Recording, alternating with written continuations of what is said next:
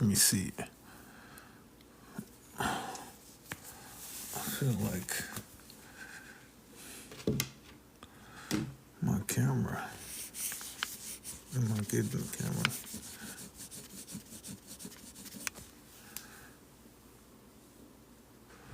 Let me see.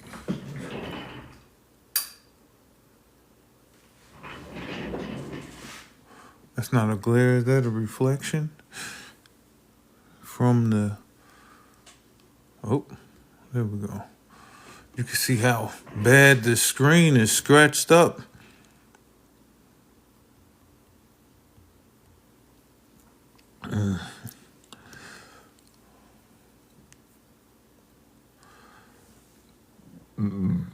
Excuse me.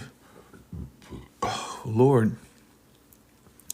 Lord have mercy.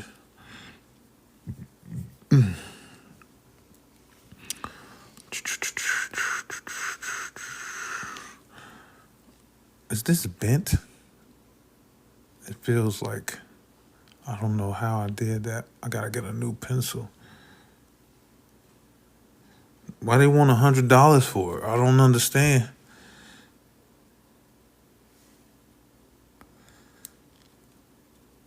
Then I don't want to bend it back because break the goddamn thing.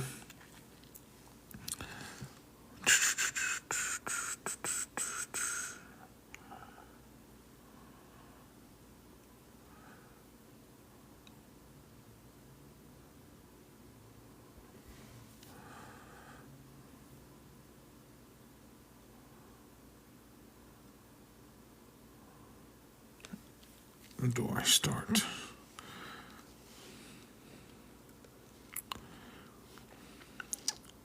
That's too big. Now it feels weird.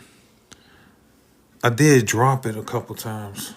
I probably bent it when I dropped it.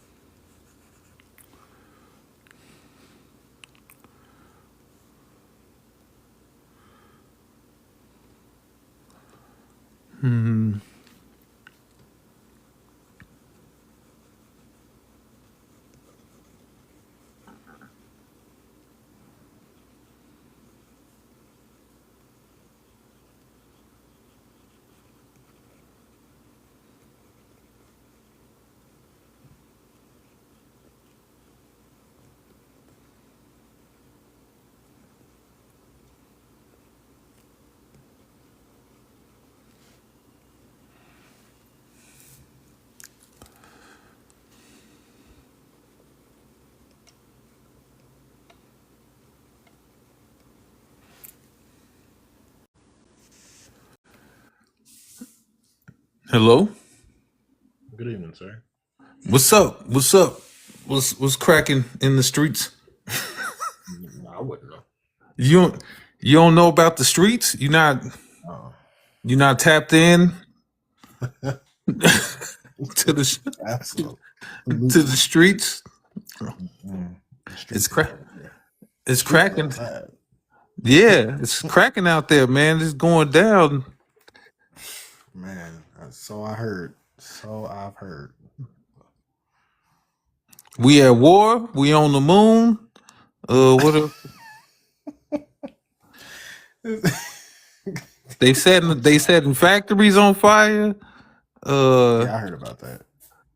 somebody firebombed OpenAI CEO house. Are you serious? They threw a Molotov cocktail at his crib. Bro, that's crazy. I didn't know all that. Yeah. They like see what it is America has a long historical tradition of criminality, like seeped into the culture. And over the last 20 years, I think they overestimate how docile they've made us. They're like, okay, we know them to sleep. We gave them all this television and internet, and now we can do what we want. But they underestimate just the general psychopathy of American people. So Psychopathy. I ain't never heard of that word. because American people love their stuff Yeah. above all things, we're consumers. But Mhm. so when you take away the ability to consume and have stuff, we kind of lose our everything. So Minds. yes, we go crazy. Don't take away the stuff. Not my stuff. Like it's crazy. Some World Health Organization person just said in America exclusively they should look towards privatizing air, water, and soil. I'm like, Why? why not? Okay, That's I the guess you got a point. that's the question. Is it possible to do so? Can you privatize air?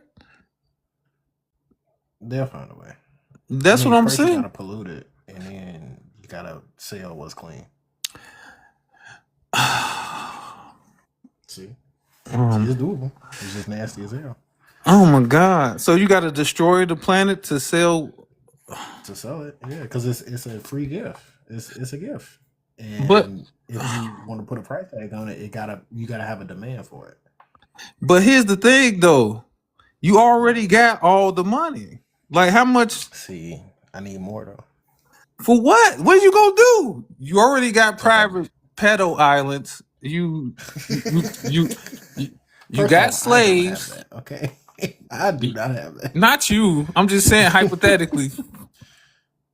They got islands. They got slaves. They got racism. They own all the land and everything else. Now you're trying to build the AI demon. But yeah, dude.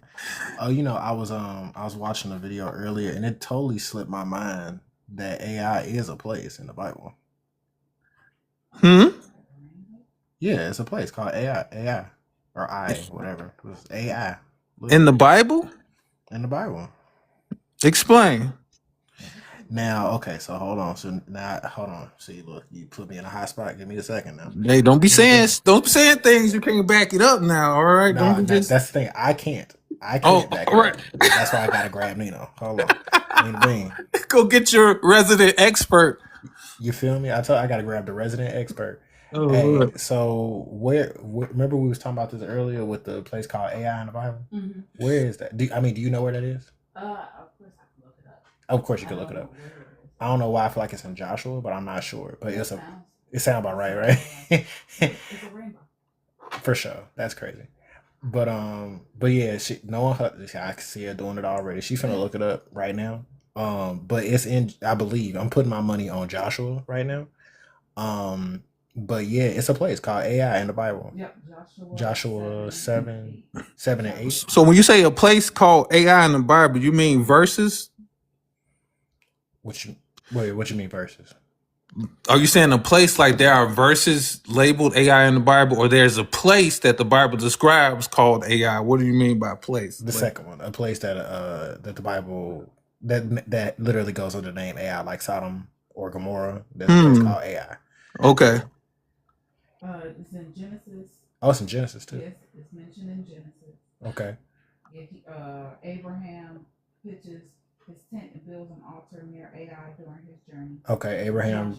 Well, hold on, slow down that moment because you dropping a lot of bombs. I know you quick with it. Hold on. So Abraham built an altar near AI in Genesis, and it was the other thing. It says Joshua 7, and this is Joshua 7. Joshua 7 and 8. It says following their victory at Jericho, the Israelites were defeated by AI because of What? What book y'all? Hold on.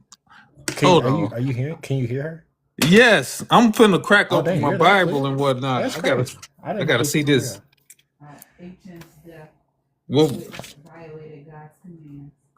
Joshua 8, it says Joshua leads the Israelites in a strategic battle, burning AI and making it a permanent keeper. Wow. Okay. And then in the Joshua? last ones is Joshua Ezra. 7, verse 8. What'd you say? No, That? not Huh? 7, verse 8. Not 7. Chapter 7 Uh-huh. and chapter 8. Oh, chapter 7 and chapter 8 talks about AI after the battle of Jericho. Look, we don't got biblical over here, man. What's already? We can't step 2 seconds into The the. last mention is Ezra, chapter 2, verse 28, and Nehemiah, chapter 7, verse 32. God, dog, you mentioned a lot, huh? Yeah. Okay. It mentions in the context of people returning from Babylonian captivity. Mm-hmm. So those are the mentions of the city of AI. Wow. Okay. And I wonder how it's pronounced. If it's pronounced AI or if it's pronounced like something like I. Like I. No. I. What? How That's we what I should was be thinking back too. Is that like a different? But you know what?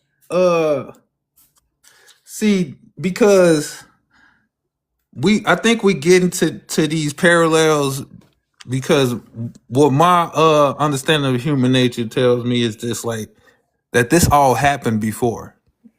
Mm. Like this height of civilization and technology, you know. And so we just, because human beings are stupid creatures, we just keep repeating the same things over and over and destroying ourselves. So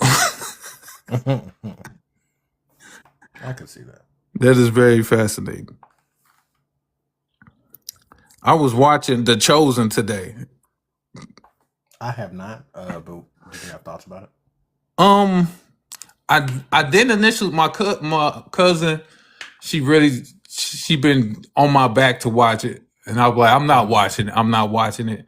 But then I started watching it. It's really good.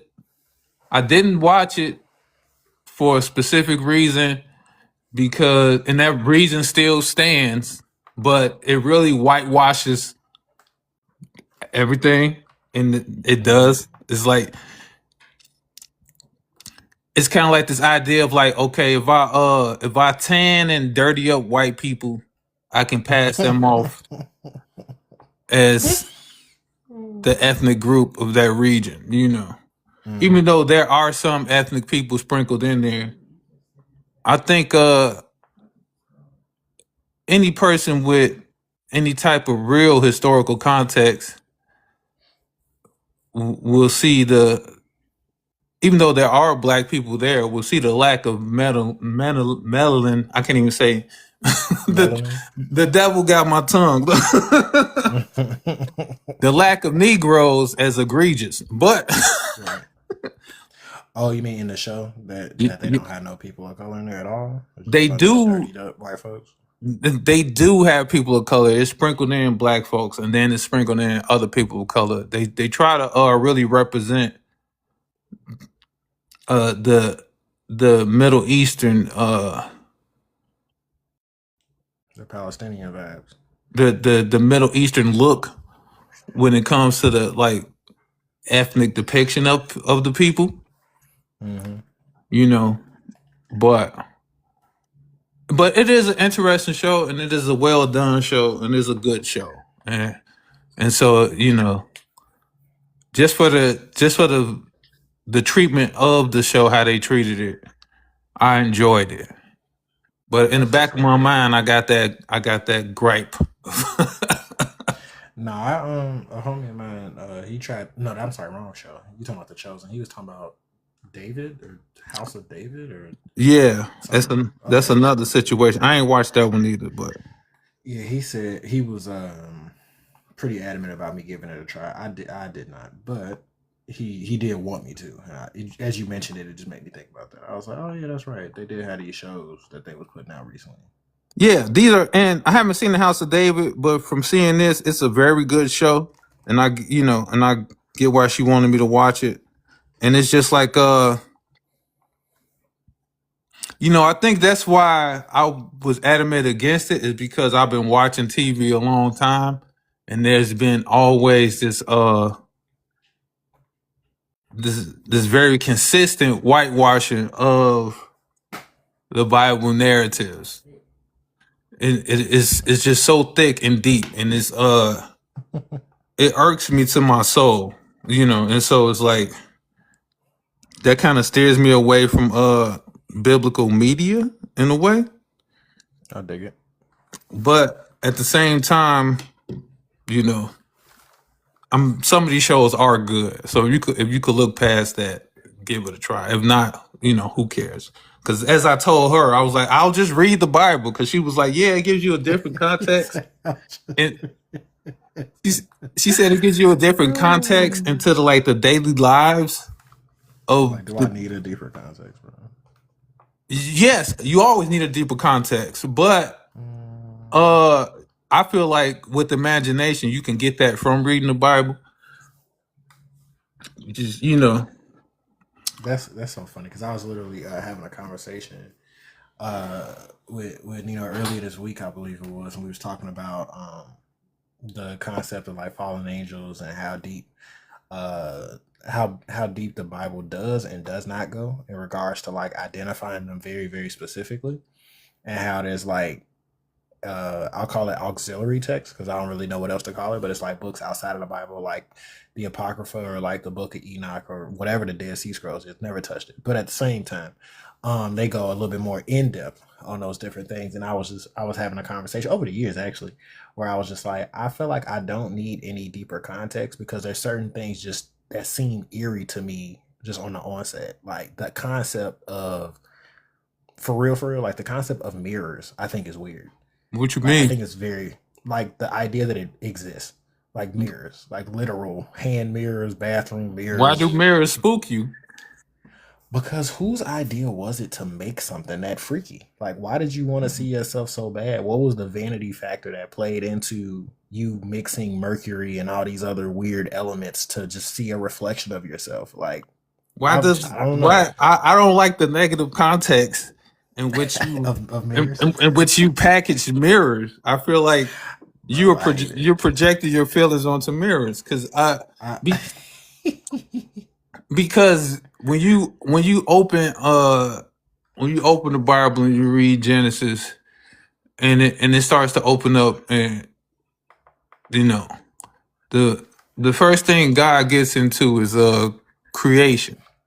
Mhm.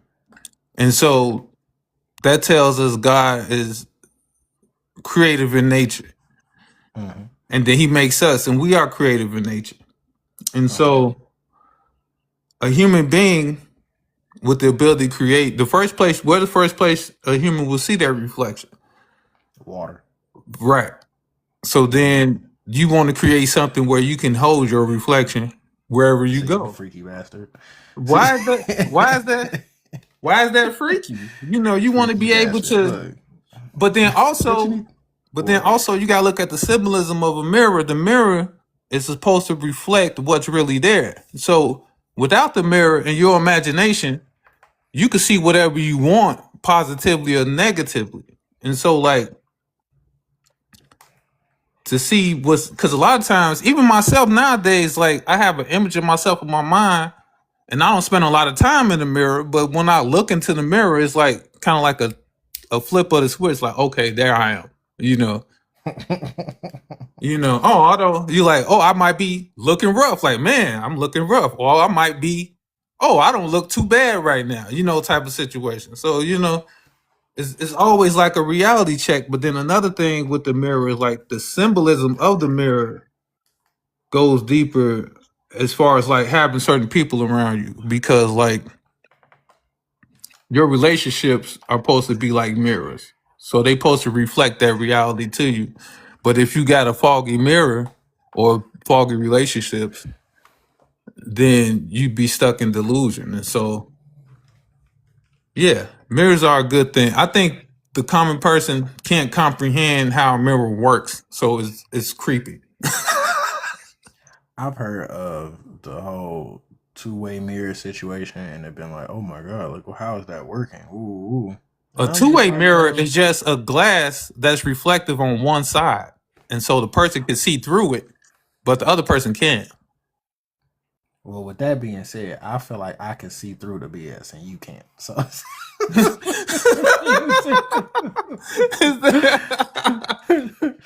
think I'm But seeing it's it crystal clear, and you're seeing it through a foggy mirror. Let's see. Look.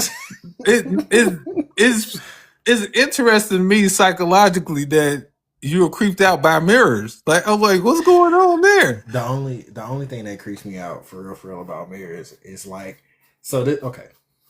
And I know that I have a habit of oversimplifying things, but this is how I see things. I have no control over how I look. The moment I have the option to edit how I look, I start to worry about it because I always get real. Well, I used to. Like, back when I was doing like clothing and stuff, and I was very wrapped into how I presented myself, Right. which isn't a bad thing, but it was just like the ritual of really, really focusing on that. Looking back on it, it starts to like convict me to a certain degree where I'm just like, man, how much time did you spend in the mirror thinking that, what somebody say before that? Like, man, I'm too sexy to die. Like just little small stuff where it's just like you start to not overcompensate. Well, again, perhaps, but you kind of overcompensate for what you're lacking by making your visual a little bit more acceptable, where you're just kind of like, man, I'm looking good today. Ooh, like that type of motion and movement, they could end up packaging you up as like a narcissist or packaging you up in any type of key hot words that they want to throw at you, where it's just like, man, you just love looking at yourself. And it's just like, yeah, what if I didn't have access? Okay. Because in my mind, I don't like looking at myself in the mirror, not because I think I'm ugly, but because I don't want to get too wrapped up into what I look like. Make sure you clean up. Make sure you smell good. Don't spend too much time in that mirror because I feel like as soon as you do, you start noticing quote unquote imperfections. When technically, bro, you are uniquely you. I'm uniquely me. Nina's uniquely her. Everybody's uniquely them. So the concept is you see yourself one good time, I think that one good time is good enough. Mind you do need to kind of clean up. Okay. You should know when you're dirty. Every day. Clean up. Okay.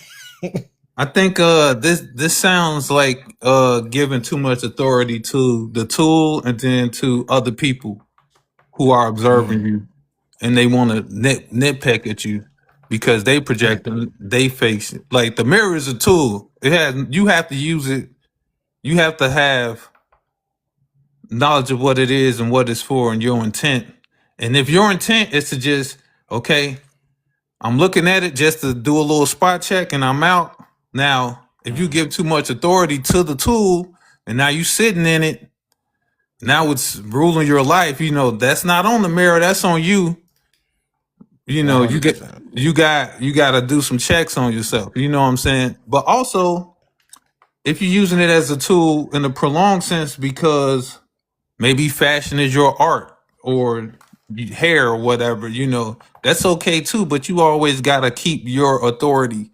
Don't relinquish your authority to the thing, Oh, boy, I'll relinquish my authority quick.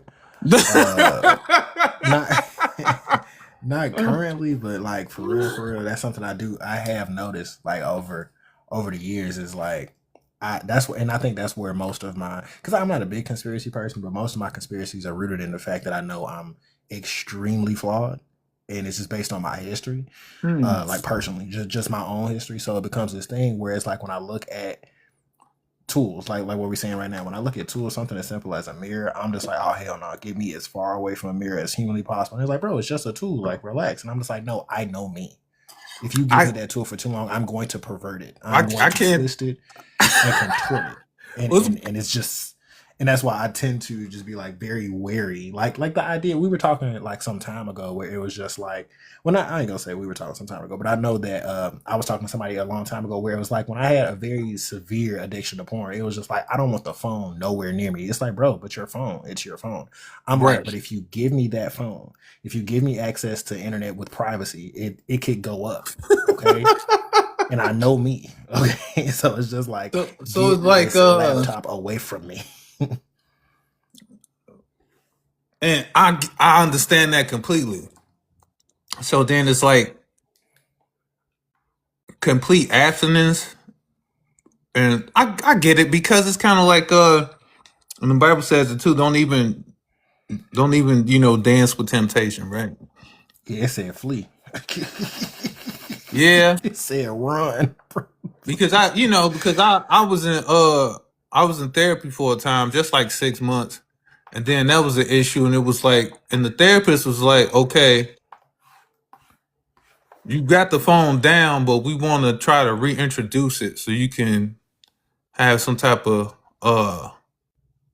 develop some level of control. He's like, because his concept was, we live in this world, you gotta operate with the damn thing. You can't function in society without it. So at some point you should be able to properly regulate yourself. I get that. Right. But then at the same time, but at the same time, I can't argue against what you're saying. Initially I wanted to, but I'm thinking about it like, because then I thought straight to scriptures. Scriptures, like you said, it says to flee from it. And even Jesus said, if it's a part of you that's tempting you, cut it off. What? Cut it off, straight up, bro. Because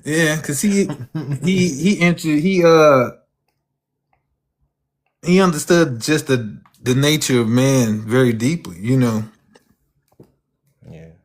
Yeah, and so to a certain degree, that's my cop out. That's the plea that I'm copping in regards to marriage. Is for me personally. It's not really. I don't think everybody, but when I think about myself, I'm just like, I think I'm pretty whack. Okay, don't get me wrong. I'm happy that God put His favor on me and that I've accepted Jesus Christ. That's cool. But on a basic level, I think I'm not worth the paper I'm printed on. But it becomes this thing where when I look at the idea of a mirror, or if I look at the idea of a gun, or if I look at the idea of any tool that's accessible, because we were talking about the difference between, matter of fact, me and you and Nina, we was all talking at a point in time about the difference between murder and killing, right? And it was just like, see, I have my card to get my gun and be straight, but I just have yet to go get it because I'm just like, I know me. I know how quickly things can get perverted around me, and it'd be my own choice. It ain't like nobody convinced me to do nothing. It's just like, Devin, are you sure you want that kind of power in your hands? I'm like, see, look, you're gonna have me go outside soon at the earliest inconvenience and press somebody. Well, you could have fought them. No, we finna plow. I'm finna go crazy. So yeah, in my mind, I'm like, maybe this ain't the right season. You know what I'm saying? I went and got my certificate. I have yet to go fill out the paperwork for the license. Oh, okay. But I did the first shooting. So it was an odd experience. I didn't enjoy it as much as I thought I would. And like, I just been super hesitant to just go through with it. I don't need or want it for self-defense. I want it personally just because I would like to be skilled in the activity.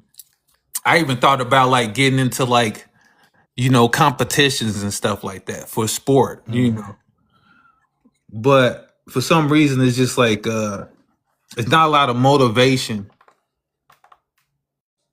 The experience wasn't what I thought it was, and I don't feel how I thought I would feel about it, And so I've been questioning, I've been kind of wrestling with it for like a month. Like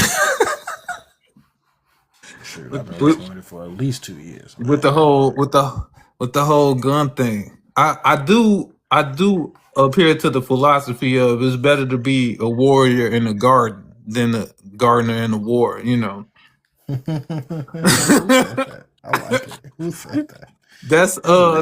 That's a Japanese philosophy. I love it. Some shout out to the gym. Miyamoto Musashi types, I'm rocking with that. That was fire. Yeah. I like that a lot. and even when they said the meek shall inherit the earth, it was Jordan Peterson who said, like, the idea of meek isn't a weak person. The idea of meek is somebody who has a sword but decides to sheath it. I'm not gonna brandish my weapon. It's there. I plan to never use it, but it's there. It's there. Yeah.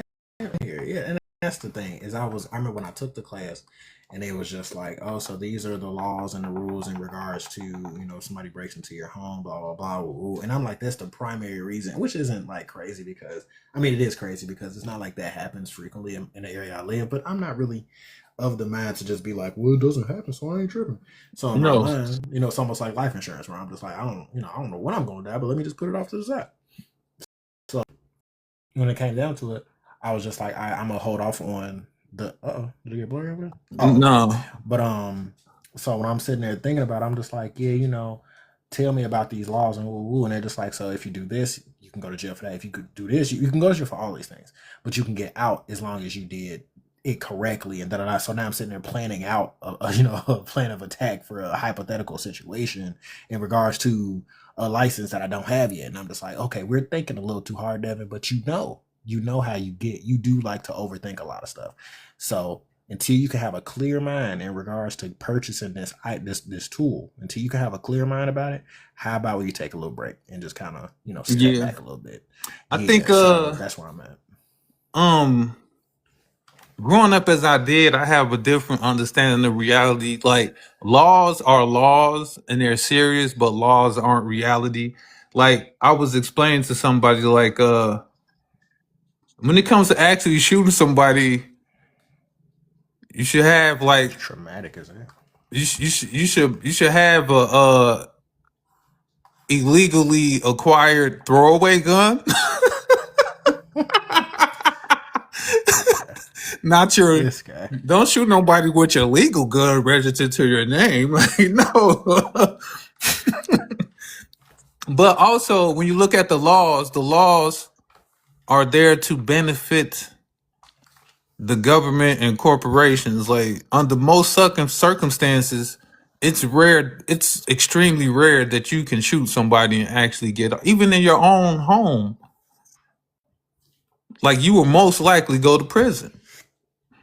And so, like, you know, defending your home, like here in Minnesota, there is no self-defense law. They'd rather us flee the home than protect it.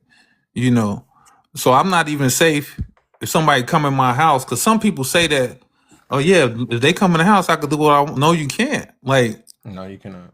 You need to get out of there. Because if they say, why you didn't go out the window, why you didn't go out the back door, why did you barricade yourself in the room, you had opportunity to flee. And I do believe, even if somebody break in my house, I don't believe if their intent is to steal items, none of the items I have are worth a human life. I don't agree with that. You know, like the instructor, what he said, and I agree with him. He said what he would do with his plan is the way his house is set up. He can gather his kids and his wife, and they gonna gather in the room. And he gonna hunker up in the room, and then he just yell out, "Take what you want and leave." And I'm calling the police. You know, and he at his room door. He's like, "Now if they come through this door, I'm gonna light them up." So I get that, but that's pretty solid. That is solid because it's like, okay, I'm letting you know I'm here. I'm letting you know I'm armed. I'm not threatening to kill you. I'm not saying I'm gonna shoot you or whatever. But I'm calling the cops. I'm telling them you here. You came in here to steal. Get what you want. Get out of here. You know. All right, hey, tell me when you gone. You know. When you done, let me know. But it's That's great. I don't know. It's a crazy situation. You just gotta. Who does that anyway? Break into somebody's home in the first place. Yeah, I think it's a lot. It's pretty weird. Yes. I don't. To be honest with you, I've never quite understood the concept of wanting what somebody else got in general. So It's a sad part of human nature. It seems easier to the person to take what you have versus gaining what you have. You know, so it's funny we talking about this because I've had it for a while, but My mom had a 365 Bible, so I started reading it recently so I could like get through the whole thing, within a year. So I went ahead and just started maybe like 4 or 5 days ago, and it started me off in Second Samuel around the time that David is kind of like becoming king, but Okay. the previous king is kind of pissed at him, so he's just like trying to kill him, trying to just set him up, all type of little freaky deaky stuff. And so what happens is now he's king, and he ends up just waking up one morning, nice little morning. He's just like, I'm gonna go ahead and chill on my roof for whatever reason. I'm king. I do what I want.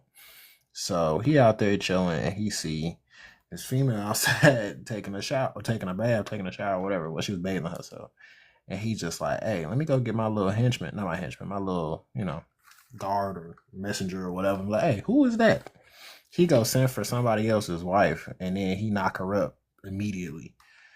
And then when he finds out, well, I mean, he always knew it was somebody's wife, but he go ahead and knock her up, and then she her husband comes back from war or whatever, and he's just like, hey, man, you had such a long journey, bro. You might as well go ahead and go home. Just spend some time, eat some food, go chill, parlay with your lady. And he's just like, dude, my whole army is just sitting in tents outside of the city. I'm not gonna go home and kick it with my wife. Like, I'm here of service. We just came here, I guess, because you summoned us or whatever the case may be. So we chilling. Bro, when I tell you David was I could only imagine how upset David was. He was like, bro, I was hoping you go home and have sex with your wife so I don't have to like deal with this. So that in theory, Well, because the wife is on him, so he like, yeah, you go be the husband, because I'm not. I have my fun. I got my. You feel me? Yeah. I don't want to deal with her no more. Like, and that's the part that had me like, see, when you want something that somebody else got, it's like, it's just weird. I get it that it's human nature, but it's also just very weird to me. It's like, yeah, you look, you take a quick glance, and you're just like, man, so and so is beautiful. Let's keep it moving, because I do not want to spend too much time on this. Is just me.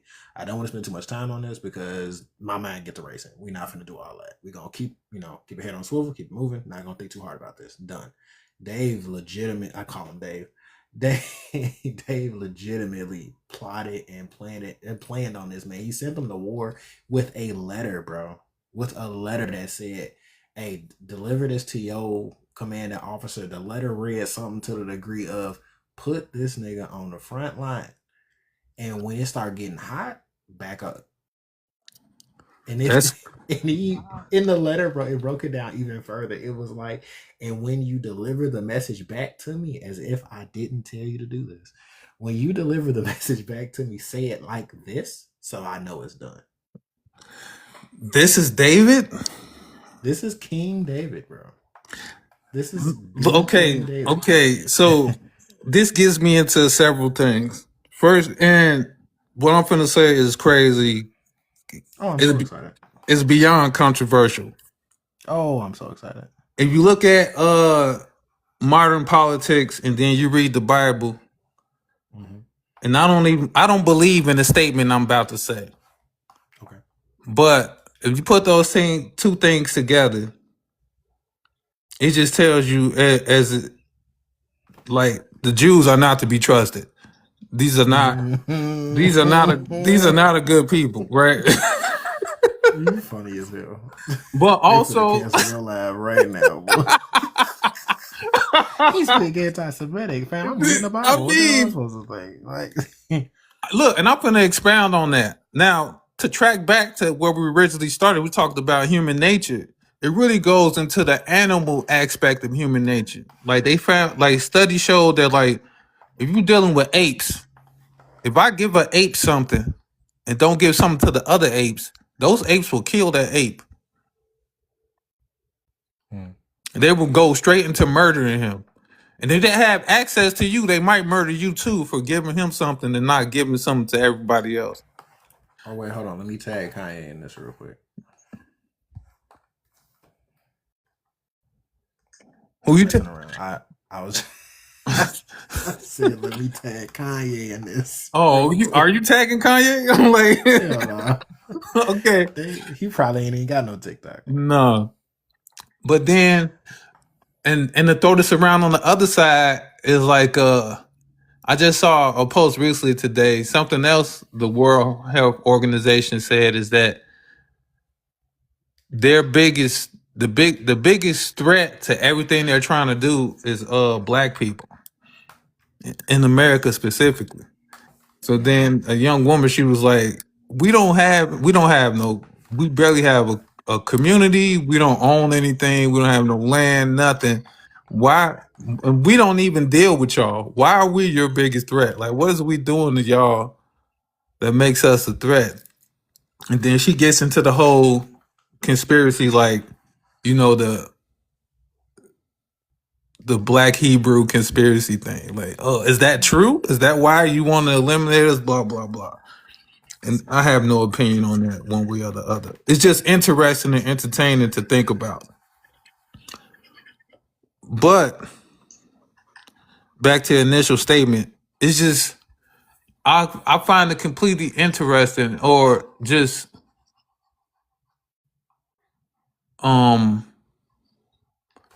throughout the Bible consistently, like the chosen people, their behavior is just beyond questionable. Like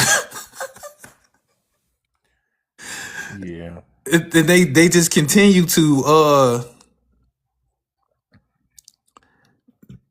just ignore and defile and just like, but you're the most convicted in your belief, these chosen people. You know, it's like, so what are you guys doing? What's going on? What is the disconnect?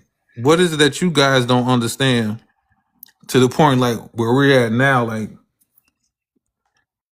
y'all bombing like in real life? What is it that y'all don't get about your own book, your own religion, that you're not getting the message? Like, I feel like, well, to what degree, I'm not entirely sure what you mean by that. Like, what exactly? No, it sounds funny, but no, what I was saying, what I mean by that is like, so when it comes down to what I'm peeping, is that so, and this is just all based off of the past couple of days, but the idea is that from the 12 tribes in Genesis, these dudes have been beefing for XYZ amount of reasons. Like the Edomites are pretty much from some of their cousins, the Amalekites and all these other like everybody who they fighting is based off some beef from a long time ago. So it's almost like Compton, where it's just like no one even truly remembers where this started, but we legitimately is finna die for it because recently your cousin shot my cousin, and you know, we can go back and back and back down the years, decades, and figure out that, oh yeah, the reason we first started beefing is because of something that has nothing to do with us. So the idea of why they're so twisted and I was gonna say something else, but ridiculous and just kind of off their rocker in my mind is because they got a family beef no one just wants to apologize for. So like even now, all these fights that's going on, it's like this has been going on for so many generations that no one truly remembers. But we got artillery now. yeah, We finna blow each other to pieces. Like, oh, that's finna happen because y'all are dirty. I remember it was a group, I can't remember who it was in the New Testament, we're old too, who they saw them as dirty. I can't remember who it was. Like the Jews saw them as dirty because they mixed with some other like Gentile race, because you know they was in Babylon. So it's like at a point in time y'all started mixing with everybody because y'all were slaves. Like niggas was getting mixed up. So that group that came out of that, they immediately was just like, oh, they're dirty, they're filthy, they're this, they're that. And now y'all been beefing since like biblical times and probably prior to that also, to the point that it's just like no one wants to apologize for being an idiot before. We're just kind of like, we just gonna keep riding this out till one of us is completely dead. I guess. I don't believe. See, I don't have no beef with nobody. Like in my mind, if we beefing this long, nigga, you dead to me. I'm not finna sit here and find a reason to get back at you. Because and that was addressed in like one of the earlier episodes of The Chosen. I think it was like episode 2 or 3, and Jesus was just camping out, and some children happened upon him.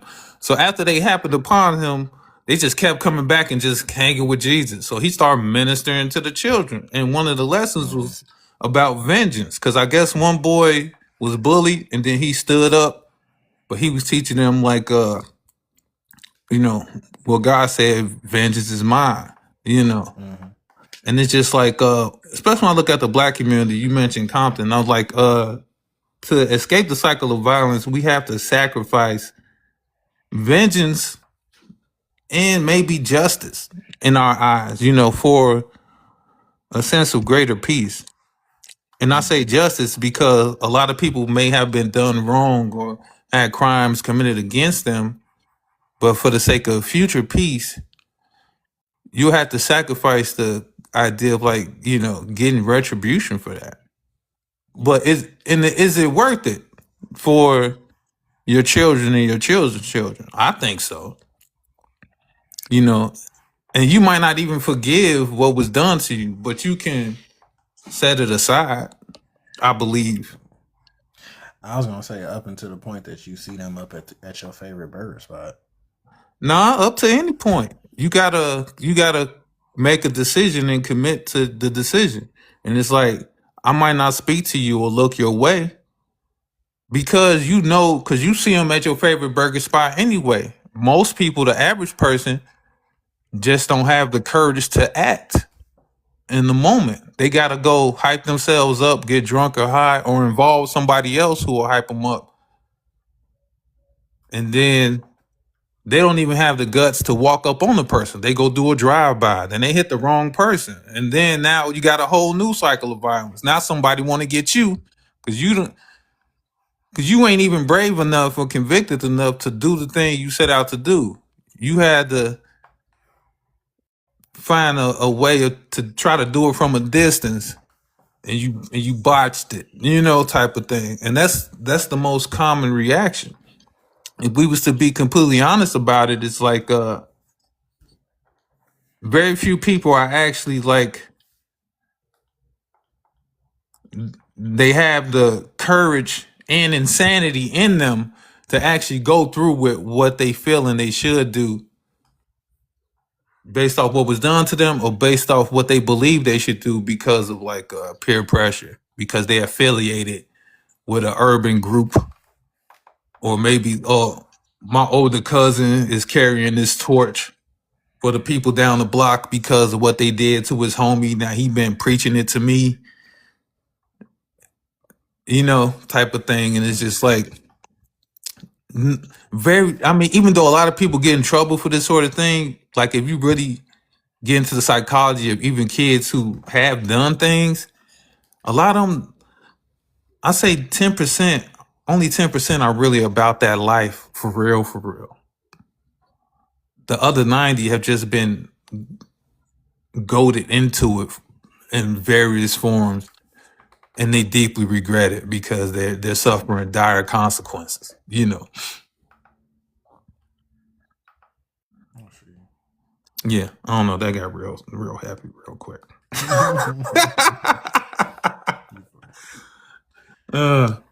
I do want to do. I kind of, at some point, I want to get it together and kind of do a series on how to transition from street life practices, behaviors, and mentalities into normal like thinking and mentalities, because I see it as a thing we tell people to do, and there's no guidance until like, okay, this is what it looks like for you mentally, physically, socially when you trying to transition, and we don't prepare people for the hardships of doing that when a lot of people really want to, but they just don't see a clear path. So I had the imagination to like, okay, I should do like a couple videos on giving people tips and tricks. I'm like, okay, this is how you break away from that. Because I've had these conversations with myself and others who have lived in those circumstances, but were able to like break free of it. But nobody's telling younger people, okay, this is how you get out. And this is how you do so with your pride intact, and you know, because it's a very challenging endeavor. If that makes sense. It makes sense to me. I just listen. I have not to have had to live it, so I almost feel. Well, I mean, I do definitely feel extremely unqualified to have that conversation with somebody. But I do understand the need for it, though. Yes, because in most circumstances, because when I was talking to my cousin yesterday, another thing we talked about is like the failure of our parents, and it's like they just brought us up in these circumstances and environments where we were just overly exposed to a lot of this stuff, and then me and her being highly intelligent and just self-aware. Okay, we like, okay, maybe I've done things or been exposed to certain things, but I know that's not me. So let me pivot and get out this jam. Whereas we see other family members, like the same thing is true. Like what you doing isn't you, but you don't have the awareness to like, okay, realize that and like, okay, let me alter what I'm doing because ultimately this lifestyle is completely self-destructive and it's bringing us no good.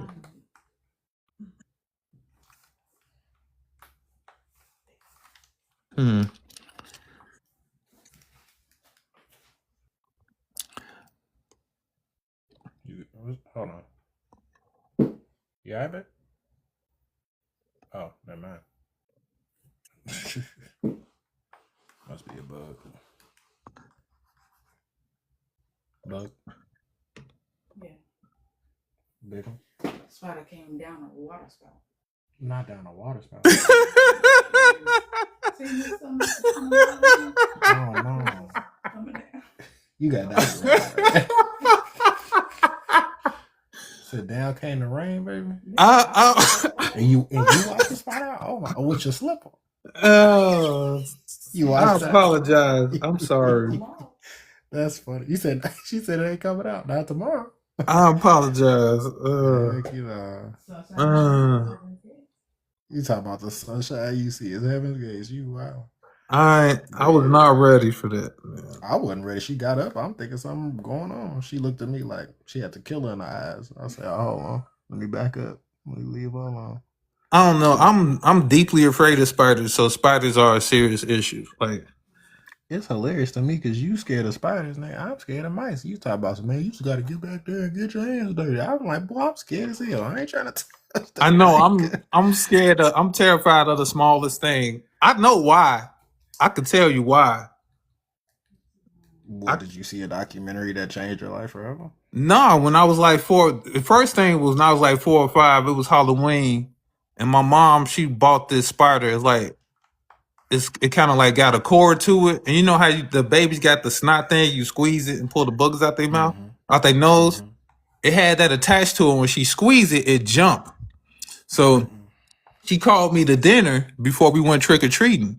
And I went to get up in my chair and I saw it and she squeezed it and it jumped. It just terrified me, right? So fast forward. What'd you say? No, I was going to say the next conversation we got to have is about generational traumas. Yeah. So fast forward till I'm like 8 or 9, my parents separated and we moved to my stepdad mom's house and we living in this room in her house. And one of her grandsons, I still know him to this day. We cool as hell now, but he had this giant toy spider and he used to terrorize me with it. Like everywhere I turned, he would throw it at me or I would be asleep and he'll set it on me. And it was like huge. And I would just scream and go crazy. And he would just be laughing in the background. And that just ruined spiders for me. Kids are terrible people. Yes. And I don't blame him. He's just a kid doing what kids do. But it's just like people, you never know the effect you're going to have on somebody, even with like a harmless joke, Oh, don't worry. You ain't got to blame him. I'm going to blame him. For you going to blame terrible person. Terrible behavior.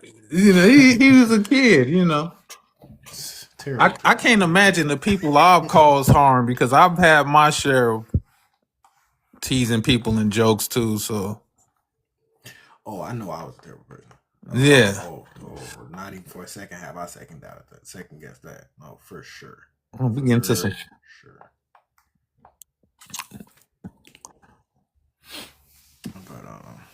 But to segue, I have in the process of like developing my style to make the current books that I've made. I have oversimplified my panel work. Yeah. And I feel like I diminished my ability to make panels. What you mean?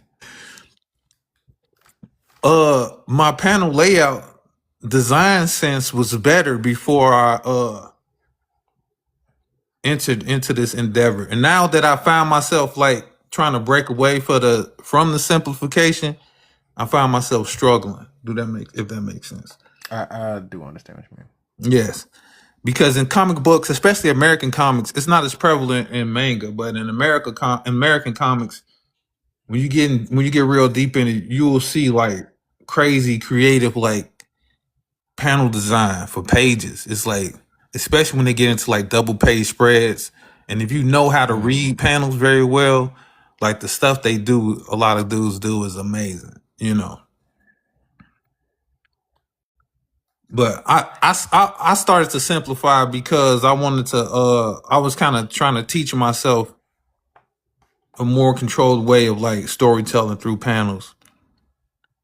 And then with the experience with the First Chain Gun, you know, most people I sold the book to, they just couldn't follow it. The panels confused them, the sketchy artwork confused them, they couldn't understand it. So I thought, okay, let me simplify everything, clean everything up so that at the very least, anybody that picks up the book, they shouldn't be struggling to follow what's going on.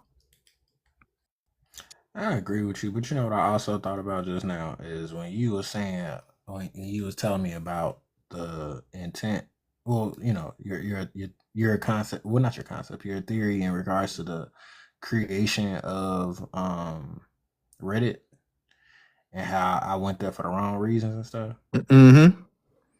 I feel like to a certain degree, man, you had what's the word I'm looking for? You had a Reddit experience with that first book. Bro, them niggas ain't know what they was reading. That's true.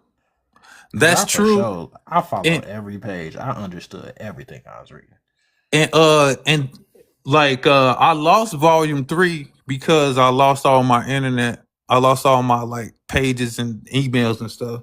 But the evolution of the artwork started to develop differently when I got to volume 3, because volume 2 looked better than volume 1, and where volume 3 was, where it was going, was pretty amazing. And I even tried to recover that email to see if I could get into the Dropbox and see if I could find what I had, but I can't. I wasn't able to do it.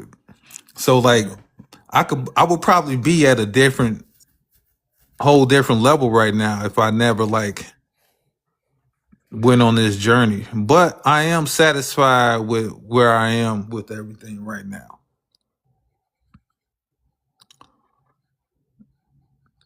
If that makes sense. I think it does.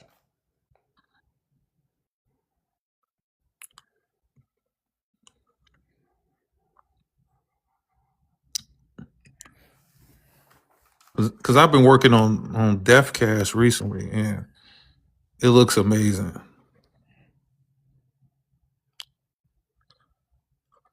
I think I did the rough draft for like, this is page 33 in the last 3 days.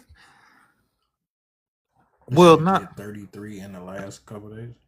Since Thursday.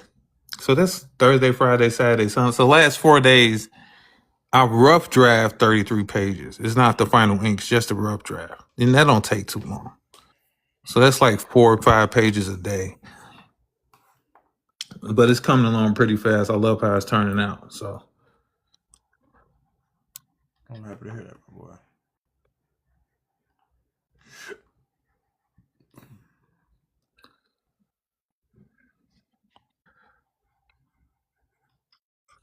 Oh, yeah. Oh, so let's we gotta do a quick review. Okay. So we're gonna scroll up a bit. Here we go. We missed some jewels here, dude. So AI summary. Discussing the comics plot and the AI world it portrays. That's a lie. We did not talk about that. AI is tweaking. No, we were talking about the city of it. Huh? You know AI gonna clean it up, man. AI gonna clean it up for sure. Yes. Now it says, oh, okay, no, I caught up to it. It said discussing biblical references to the city of AI. Share your thoughts on the topic. All right, we got like 5 more of these. 4 more. Yeah, 4 more. So then the next one is discussing the unsettling nature of mirrors. That's hilarious. That's perfect. That's hilarious. And then the next one, creator discusses his mental health journey and boundary setting. Did we talk about that? It sounds close, but also safe. Again, Yeah. I love this thing. It's gonna keep it safe. It's gonna keep it so PG. I kind of appreciate that. So yeah, because it would cancel. But so, yes. So discussing the origins of David and Goliath story. Okay, pretty straightforward. We did very inaccurate once. Yeah, like we didn't even talk about Goliath one time, but okay. I guess you mentioned David. Goliath gets put in there. Yeah, it's like Sodom and Gomorrah. It's like, no, fam, those are 2 different cities. Like, you don't have to group them together because I mentioned one. Like, nope. That's weird. But debating. Oh no, this is the last one. It says debating. I don't know where they got this from, but debating about beefing with someone over a spider. Okay. Yeah, so that's where we're at with AI. So I think that should just be like a segment in our lives where we just. It kind of has been because you've been doing it like very consistently, and I enjoy. It's funny. I enjoy hearing what AI has to say, but yeah, because they tripping. Like, why are you lying? Stop lying, AI. I don't think AI is lying. AI doesn't have the ability to properly discern, but then also is programmed to give you the PG version. Like, so it's not intelligent at all, which is. We're selling it as intelligent. So artificial? Yes. AI is not artificial intelligence. It is more like automation. So if you think about like an automated message, like a voicemail, or when you call to get your cable put on and you never get a person, you just get a series of pre-recorded responses. So the AI we dealing with is like that on steroids, but it's not intelligent at all. It's not thinking, even though it's sold to us as thinking. It doesn't think. In case we're dealing with a level of sentience here, I think you're very smart AI. Okay. I think there's a wonderful AI non-binary. Are you copping the plea to AI right now? What's good? Hey, I don't know how long I'm gonna be alive, but if I just so happen to be here when Cyberdyne take over, I'm to cover all my bases. Look, okay? I was on your side, bro. Don't listen to him. I'm not with him. I'm not with him. I don't agree with nothing he's saying. So when you blow up houses, skip my house and just blow up his house. When you utilize the Wi-Fi to, make X-ray, what they say it was doing, some weird stuff I done read. They was talking about they was using the Wi-Fi to locate people in the house and all this. I say, oh hell no, let me make sure I'm cool with the robots. Oh Lord, I mean it does that. It's kind of like a echolocation sonar situation. Some Daredevil level stuff. See, that's what I'm saying. It got to be careful. Because it's sending out a broadcast signal, and technically, on the energy wavelength, that signal is a physical thing, so it's bumping into stuff, and so you can repurpose imaging to figure out what it's bumping into because there's so much of it around. If that makes sense, that's the best I can explain it. Yeah, fam. So I would think with your educated guesses and your inferences, nigga, then you should be on my side too. We need to be I cool. need You I need to chill out. need to I relax, bro. I'm not These against are so AI. accurate. I'm These just summaries are so accurate. Oh my gosh. I'm just you know, I'm being honest with AI. I'm not gonna lie to it. I'm like, Well, when has honesty ever gotten you anything? Okay, like listen, I don't believe in lying, but I'm just saying honesty for sure has put me in quite a deep hole consistently. I disagree. I feel like Oh no, I I would was be on telling better. Nina earlier. I would be better in life if I was more honest. If I've Literally. been more honest in my lifetime, it would have been more challenging, but I would be better off right now. Okay, okay, I'll give you that because I was about to say, let me just give you this one. I for sure take it from a person who has been being very honest for quite some time. It will bite you in the butt so frequently that you ain't gonna have no more meat left for it to grip on. Because I promise you, you are legitimately going to be in dire straits trying to figure out, dang, well, should I be super honest or honest enough? Or is that technically me lying if I leave some truth out? I don't know. It Da-da-da. is, but you see where honesty See, got Jesus. So yeah, no, see, look, see, prime example. God, oh, boy. So I was telling Nita this yesterday. I was drawing, doing the pages and stuff. And as I'm doing it, she came and I was like, "You okay?" She was like, "Yeah, I just feel kind of bad because I was doing this review for a product, TikTok or whatever it was." And I feel bad because like I didn't really like the products. So like the review kind of reflected that. It wasn't like she got on there and was just like, "Man, this thing sucks. I hate it. It's trash." It was more so like, I can't really say too much good about it. I'm like, it I smells mean, great. if that's the case, that's the case. And that's what I was telling her. I was just like, now this, and this the funny thing is it goes against what I was just saying. But at the same time, I told her, I was just like, the truth of the matter is that the worst thing that can happen is that they're not going to ask you to do no more samples from that specific company. The best thing that can happen is somebody witnesses your honesty and they're just like, oh, okay, cool. And then they want to send you something from someplace else. So really there's no middle ground. Just keep being honest and you'll be fine. I said Yeah. that to her as a person who has openly realized and recognized just how unbeneficial being honest is, other than people knowing that you're not a liar. That's the only Um, benefit, is that I people know don't. that you're not lying. No, I don't. I think when you really commit to it, it's kind of like it can be a battle. It puts you more of in a battlefield, but going through that battlefield will yield you better results in life in all aspects. But it's not comfortable. It's complete the Oh, it's opposite of definitely not comfortable. comfortable.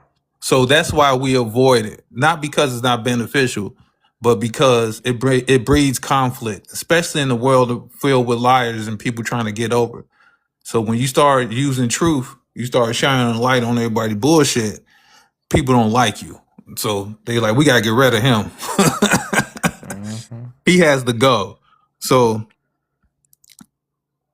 but I'm trying to adopt that too because it's like we got to get more comfortable with the battles instead of trying to avoid the battles. Just be prepared to deal with it.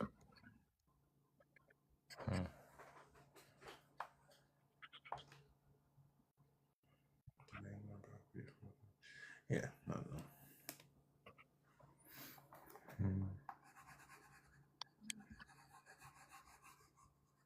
So honesty is the best policy, sir. Oh, I agree with you. It just sucks. Yes, it sucks all the way. Pause. Yeah, no, it definitely is the best policy though. It's just, and it's like, I haven't like struggled with this or anything. Yes, I have.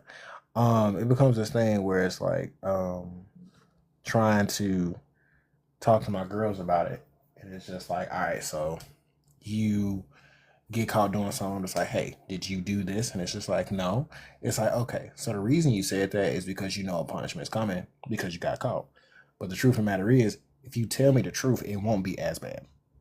You're going to still get punished. Like that's gonna happen, but it won't be as bad if you just tell me the truth. You start learning. Now you heaping coal on your head. So now it's just like, How am I supposed to really explain that to you? Because you think you're about to get out of it. You're not going to get out of it. That's not going to happen. I'm not going to let you get out of it because you need to learn this. But at the same time, if you would just tell me the truth, we can just accept the fact that you're honest and you're willing to take the honest man's reward, honest woman's reward. But at the same time, that reward don't feel good. Okay, that reward doesn't feel like you were gonna get rewarded for it. You know what I'm saying? Like you're gonna get some type of prize for telling me the truth when the truth was you did something bad. Like people were just like, man, you know. Are what was your mind state or psychology like whenever you felt whenever you felt you had to tell the truth, but you knew the consequences will be unfavorable? You said, what was my psychology like during that? Yeah. What was your mind state when you was like, okay, I gotta fess up to this? No, I could get away with it, but I feel like I have to say something about this because it's the right thing to do, or maybe I don't want nobody else to get in trouble for it, but I know I'm getting in trouble. So in a couple different ways, the main thing is that the one example I can think of is that it was about me. It wasn't like a group of people got in trouble and I'm the one that's fessing up because I got caught type scenario. It was more so like this was what they say, confessing your sins to the brethren, I believe it was something that's referenced in the Bible, but it was like this thing where it's like, I know that I was doing wrong on my own behalf. Like this isn't gonna affect or hurt anybody else, but because I have a guilty conscience, which is something I've had for a very long time, like it's hard for me to keep the bad things I've done to myself. So it just becomes a thing where it's just like, once I found out that was kind of like a New Testament commandment that was like, you know, hey, if you're going through something, the best way to get over it is by confessing your sins. Like not to your brother so that they can be like, and you are absolved. No, but like more so that you could actually commune with them and talk to them and be like, yeah, bro, I be struggling. It's like, oh yeah, me too. And we can actually commune and share in those flaws. So in that way, it's a little bit more of a relief. Like I feel like it sucks because I'm putting myself out there, but over the past like 2-3 years, I haven't had an issue just being an open book. No, longer than that, maybe like 5. Where it's like almost a problem where Nina's just like, hey, stop taking our business out into the street. And it's just like, you right, let me learn how much to bring out there. But it does bring me a certain level of clarity, being able to share with you that I effed up, or that I was lying to you when I said this, that, and the third, or I was cheating and you actually won that game, but I cheated. Okay. You know what I'm saying? Like being able to say that it brings me a certain level of clarity, but that's a recent thing. Whereas before it's like, no, I feel like a kid. It's like, yeah, legitimately, if I'm going to get caught, if I'm going to get in trouble, I'd rather, ooh, cat, I will kill you. Nigga, what type of bullshit? What? You gonna kill the cat?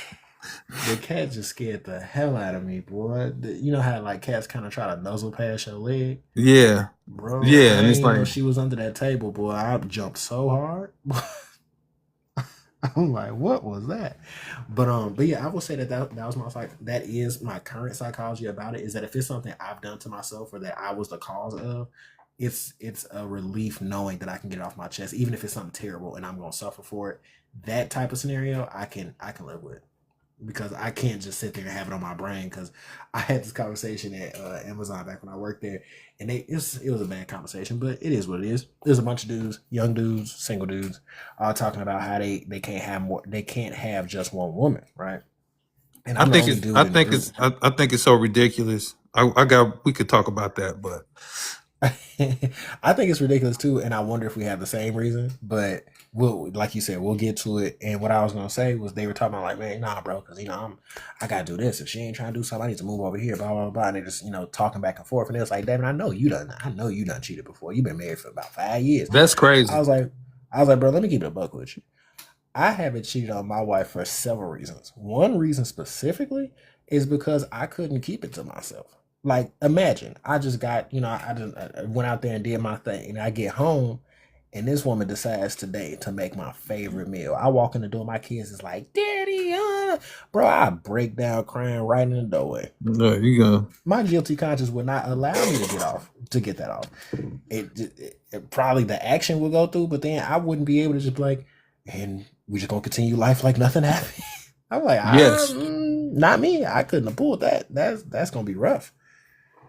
Like for me, something that sticks in my memory. I remember like my mom with me. I don't know why she wasn't like this with the other kids, but with me, like it was serious consequences for like bad grades. You know, like you couldn't bring a C in the house.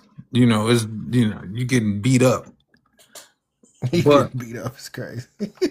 but I struggled with math a lot, and it was one time in particular, like I just got a bad report card. So I brought it to her, and I brought the belt with me. No, for real. Like, hey, listen, I'm like, look, it's not a good one. I'm like, and I approached her and I broke it down. I was like, I told her what happened. I was like, I was really trying. It didn't work out. And my other grades was failing because I was focusing on this. But I messed up and I kind of deserve it. Yeah, just get it over with. And she did not whoop me. I didn't get in trouble. You know, we just kind of talked about it. And I didn't understand at the time. Because in the past, even though it was rare for me to get bad grades, if I did get them, I'm like, okay, I don't want her to know. I used to forge grades. I forged her signature a couple times. Like, I I have don't report card. everything, yeah. Straight up, yeah. But this time was different, and I think this time was, I don't know. I wasn't more concerned with getting in trouble, and I don't know if I felt like I needed to be. This time, I really tried. You know, it was like I did the best I could, and I felt bad for failing. But you know, because I was committed to the action and put so much into it, there was nothing but the truth of it. Like it, lying about it didn't even come into my mind. It's because it was something I cared about, you know. And so you're honest about the things you care about, and you lie about things you don't.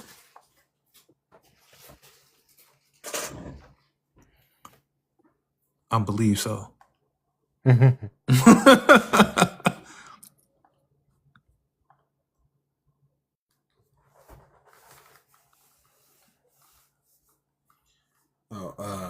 You had mentioned, you said something earlier that was like we was gonna get back to.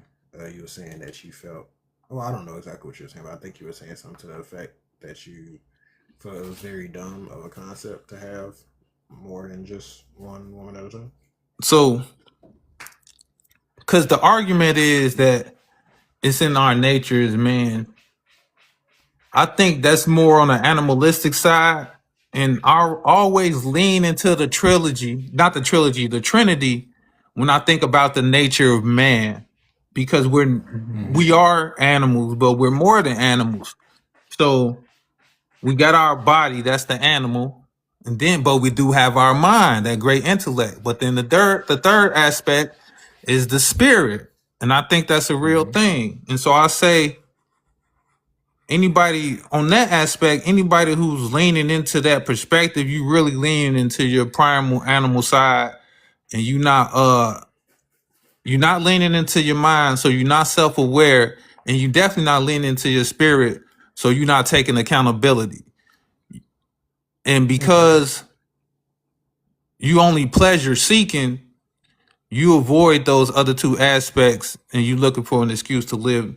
But I do think I lean more towards monogamy, because as a God-fearing man, I feel like we are spiritual entities first, and you can't spiritually bond with more than one person at a time.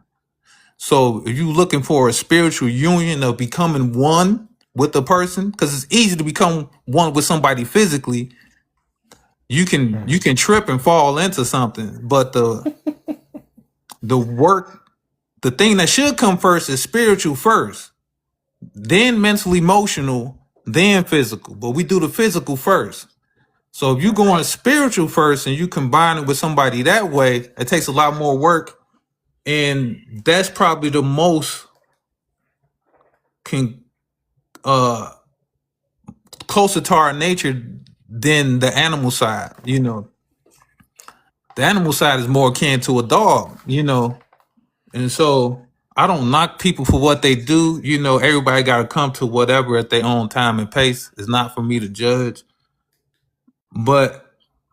And especially like when I think about like black men in our communities, it seems more like a trauma response than anything else. Like a lot of us, the older we get, the less love and affection we receive. A lot of black males, when you hit puberty, they do everything but kick you out the house. And some black males do get kicked out of the house. So it's like no more love and affection for you, and no more attention, and no more help with anything. And the sad thing is for a lot of black males is like once you hit a certain age, your parents or one parent be like, okay, you grown, you on your own. Go make your own money, go get your own clothes. And the clock is ticking on you to get out the house. Like say 17, 18, you gotta go, bro. So you get locked into this like physical existence, and then you go from the single mom. And if you a savvy young man, you could go from a single mom to the young lady. And a lot of dudes transition like they never develop interpersonal autonomy because they go from living in a situation with their mother to putting themselves in a situation with a young woman or a group of young women, and they can't function without it. So a lot of these dudes that have multiple women, they can't function without these women. You know, they can't regulate themselves without being attached to one or more. And you know, and then especially if like you can't find a single woman that can complete all your needs like your mother did, then you gotta add other women to it. So like she's for this, she's for that, and now you got this whole conglomerate of women that's feeding you something that you should be feeding into yourself. And so I just think it's like a crazy like trauma response that a lot of dudes have, and we don't want to address it, you know, because it's just easier to say, oh, it's male nature and I should have a harem of women. They don't even make sense. It don't make sense because if you think of the most valuable woman, and every man wants the most valuable woman, what self-respecting, God-fearing, honorable woman would put up with you having another woman? And then if the shoe was on the other foot, would you put up with her having another man? No. Right. So why would you think I she mean- want to put up with you having another woman? It don't make sense. Yeah, I feel like you know, I find myself doing these god doggone live saying too much. But I'm sitting there thinking about it. I don't know what's more PG, you or the AI. Probably the AI, to be honest with you. But I was sitting there thinking about it, and it was just like, so my reason, okay, like as much as I love my wife, she comes with her own reasons. Well, what I mean, not on her own mind, but I mean her existence gives me reasons not to. But at the same time, my basic reason for not cheating or having multiple women is because it's too much to remember. It's just too much to remember. I'm not gonna remember birthdays and stuff. Facts. It's hard enough remembering one birthday. I'm not about to remember multiple people's birthday to keep multiple people happy. I don't remember all of y'all colors. What's your favorite color? I don't know. I'm about to keep up with that. That's what I told my wife. I was like, you don't have to worry about me cheating because I'm too lazy. Like, I bet I called you the other girl name. I'd have brought you her gift and brought her your gift. Your favorite flowers? Like, no flowers, bro. Like, I'll be like, Cindy. She's like, who is Cindy? I'm like, Veronica. God, dog. You know, I'm gonna screw it up. That's why I don't. I'm going to butcher it. Yes, that's my personal reason for not cheating. Like, yes, because I'm not good at it. Like, I ain't gonna lie to you. I got a secondary reason too.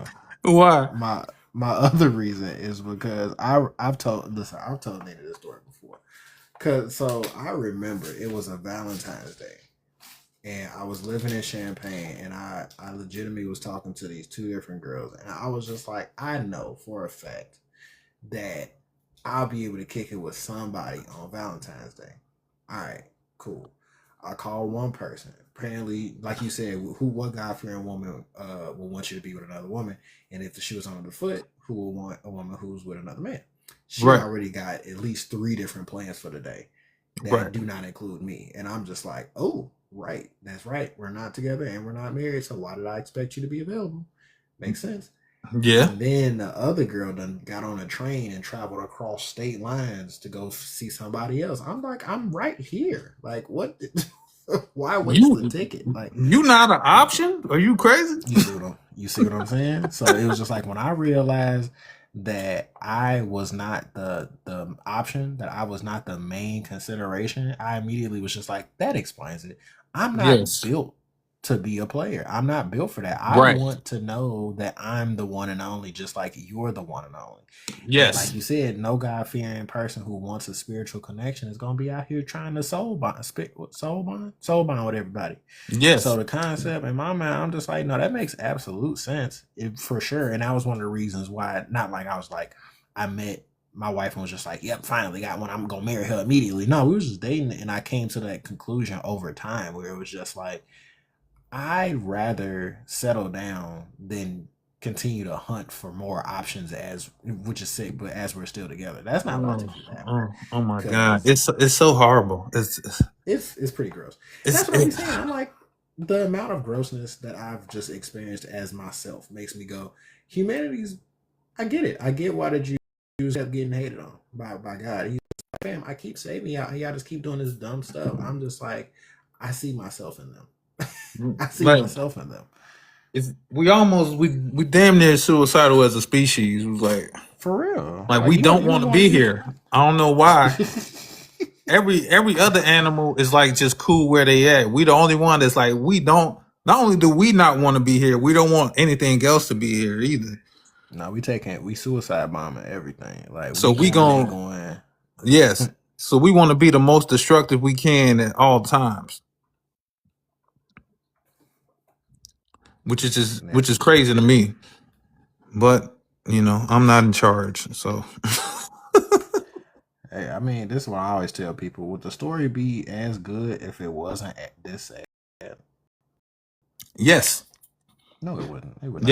Yes, because I have enjoyed just light, humble slice of life that's awkward and goofy and it's beautiful and it's just like enjoyable. And you know what? There is a conflict, but the conflict isn't destructive or dire or nobody's suffering. You know, it's just a conflict of figuring out life and making decisions and choosing the right path. And what you talking about, that anime you watching? No, it's not just that anime. It's been live action movies, books I've read. You know, it's just when you get into that deeper space, especially when you get into that deeper spiritual space, like it's like a whole nother paradigm. I think we've been sold this narrative of like good is corny and boring and mundane. Like we don't see the greater aspect of beauty and grace and elegance and conviction. We don't see that expanse. We see this deeper expanse of negativity and vengeance and retribution and bloodletting, and we see we've gone deep into that. We dig into that. But on the other side, there's a greater expanse of this other thing, but we don't want to explore it. And so we need to get into that. We need to really get into that side, you know. And I think we don't a lot of times we don't want to, you know, we're used to the other thing.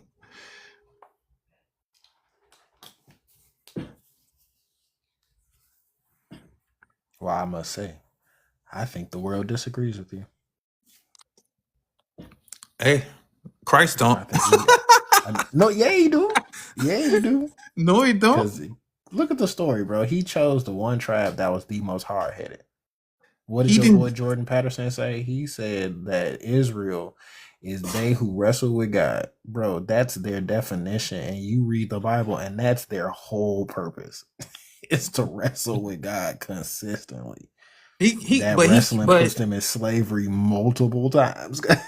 But he came to seal the covenant, and the covenant now is open to everybody.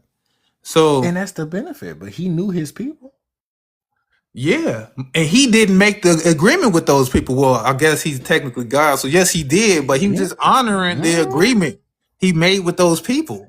Like, oh yeah, I'm not saying he don't love them. Like for sure, he love them. It's just become this thing where it's like I love my hard headed kids. I ain't gonna lie to you. I almost whooped my 2-year-old today because I'm like, look, like you're legitimately looking me in the face, testing me. Like I'm not that tough of a guy, but like, God, dog, baby girl, like you are legitimately trying to bully me. Like I done told you how many times after this, she like, but she making a noise being like, you ain't gonna do nothing. I say, right, dog, boy. Imagine. You saw, them niggas, yeah, for real. Them niggas got just seen not the ocean, but just seen a sea get split in half. They done traveled through it for however long, made it to the other side, got let out of slavery, this, that, and the third. They homie said, hey, I'll be right back. I'm finna go up this mountain and talk to God. I'll be right back. Soon as he left, they was like, hey, let's make some gods. First off, nigga, is you playing with me? Are you playing with me right now? Like so that's what I'm saying. That same energy makes me think like I'm gonna honor the covenant of taking care of my babies for sure. But at the same time, I know these niggas are 100% hard-headed. They refuse to listen to anything I tell them. I tell you to stop running, you want to keep running, and then you bust your lip. Now you just like, hey, okay, well, let's bring it back on down to the offering table and burn up some goats. Whatever you want to do. But it's just like that's the concept in my mind where it's just like, no, I think he benefits greatly from the story being built on the back of a tribe who was extremely hard-headed, because the retribution, I think that's the right word. The sealing of the covenant from Jesus Christ's perspective comes off of the long-standing story of these niggas are poisonous. Look at them. They just can't get it right ever. And that's the benefit. You can't either. So I got to get it right for you. And in that's why I'm like, I think Jesus agrees with me. It's like the story is much better if you're hard-headed. Much better if you're just bloodletting and killing and sacrificing, praising false idols, doing all type of foolishness, because then forgiveness wouldn't be as sweet. Right. But then also it's like it's the collective nature of the whole beast, and it's like what we're doing is like it's a momentum. You're not a stationary being walking through time. Like you're riding a wave that's been flowing for centuries, and so the whole idea is like, okay, we're moving in the wrong direction, so we need enough of us to collectively turn this whole thing around and reverse the momentum into this other direction, to this other speed, to this other mode, to this other way of being. And when something is moving at speed with size, the reversing of its direction can be very violent. You know, and so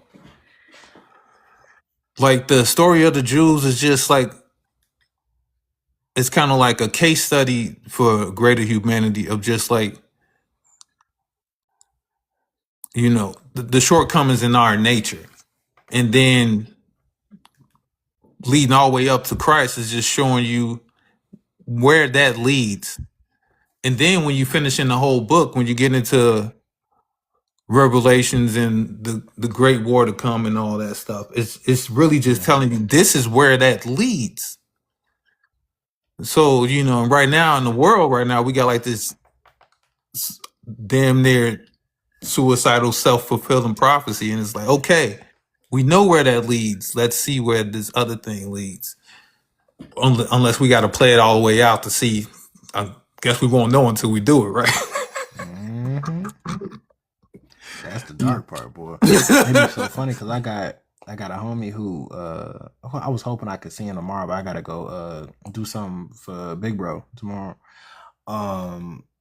But we tend to, he comes over, we worked at Amazon. He comes over and he's new to the faith. So what happens is he's been very deep into conspiracy theories. I ain't gonna say conspiracy theories, but he's been deep into theories over the years, and it was just like we would chat it up with him and be like, well, like, I understand you feel like it's all doom and gloom and this, that, and the third. It's just like, well, I will let you know there's reason to feel that way.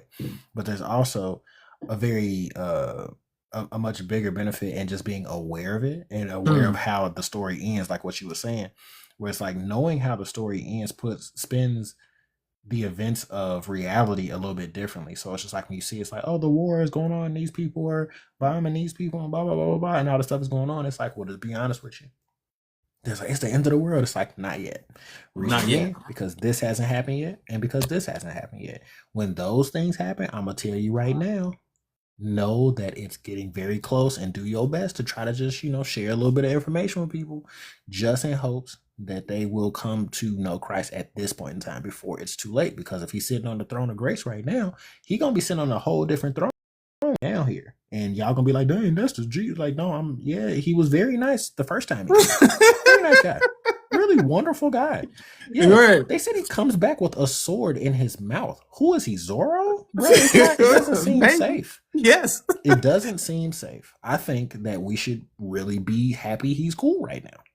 Yes, no, he's accepting right now. He's not gonna be accepting then. No, and that's something that a pastor who I really enjoy, his name is Philip Anthony Mitchell, he was talking about it, and I'm just like, yeah, like, people don't want to talk about that, but that's the truth. It's like, yeah, if Jesus is love and he's forgiving, and I'm like, yeah, he's forgiving now. That's why the niggas be super like adamant about trying to get you to accept him now, and they'd be like, man, y'all forcing y'all religion. It's like, because we know what's coming. So when you know how Revelation, and it's so funny because Nina will always talk about Revelation, and I just grew up with a fear of the book because of the weird visuals and stuff. And just this past year, I read it for myself, and I was just like, dang, like, stuff that I've seen in videos, stuff that I've heard about, that's so crazy, that's all in there. And she's like, Devin, I've been studying this for like years, and legitimately, if more just basic conspiracy theorists knew this information and knew it was in a book that they discredit all the time, it would spin reality a little bit differently. Like because one aspect of it, and we spoke about this before, is the depth of conviction with the Lord. Like, we play around with terminology all the time. We play around with the aspect of a promise, of being honest and being truthful.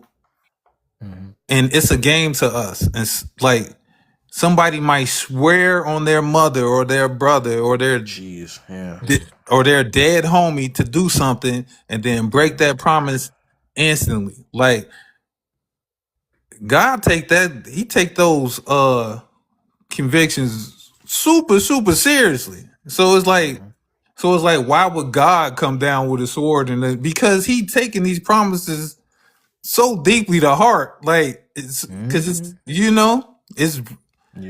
it's consequences and repercussions to these things, all up in here, all up in that, boy. And then be crazy. And then I'm so insane where it's like, I read Revelation and I'm like, I'm for it. Let's do it. This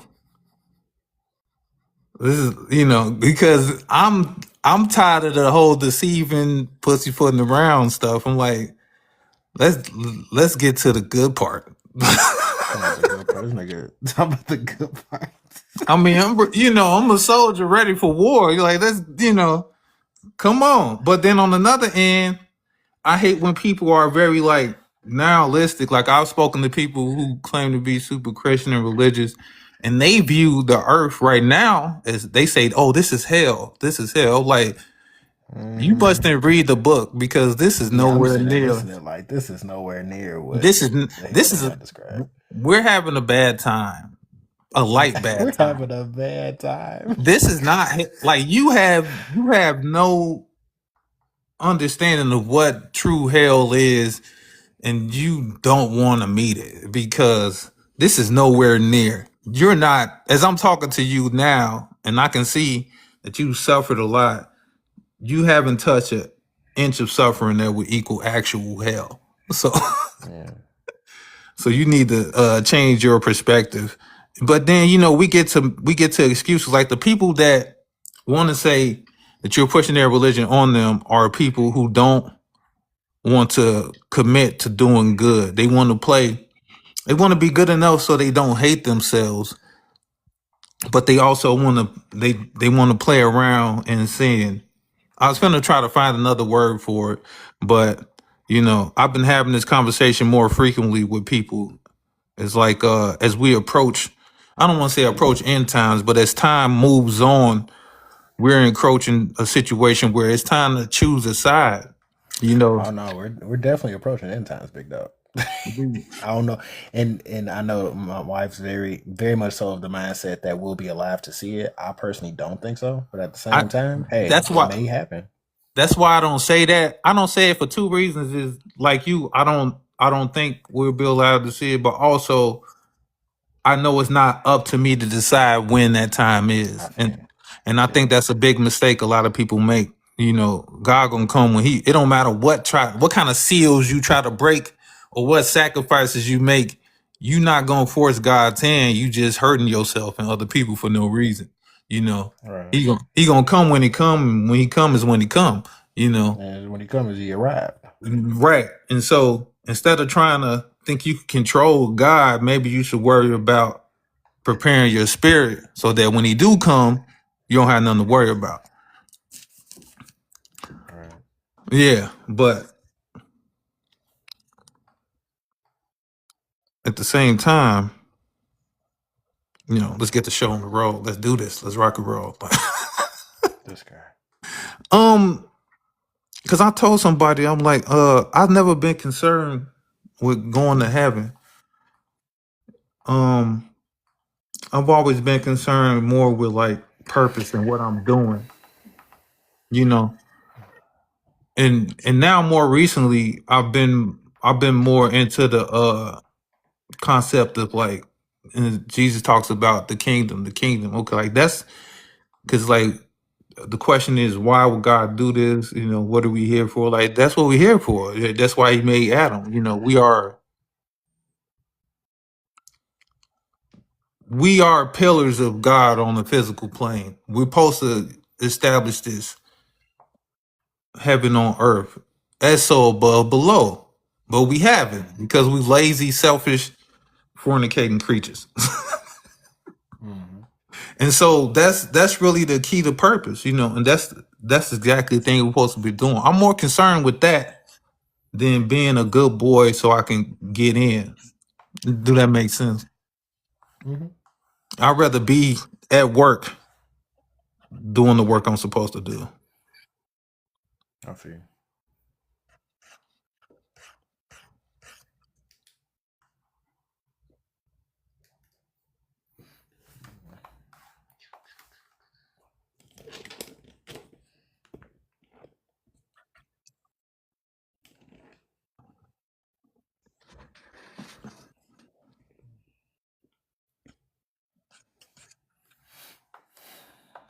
Oh. See, we're gonna have to just start doing just separate like Christian lives. Why is that? I don't know. It's just like pull out instead of be drawing down here, I'm gonna just have the Bible down here just reading. I mean, probably get a lot more views. Probably because ain't nobody on my lab right now. My shit say 0. Oh no, same here. No, what it say? The AI say discussing the trauma response of Black men and the need for self love. How do you know we was black? Did you say black? Yeah, I've mentioned Black men. Okay. Specifically, and then it say a theological discussion on promises and divine consequences. Then it says share your thoughts. Share your thoughts.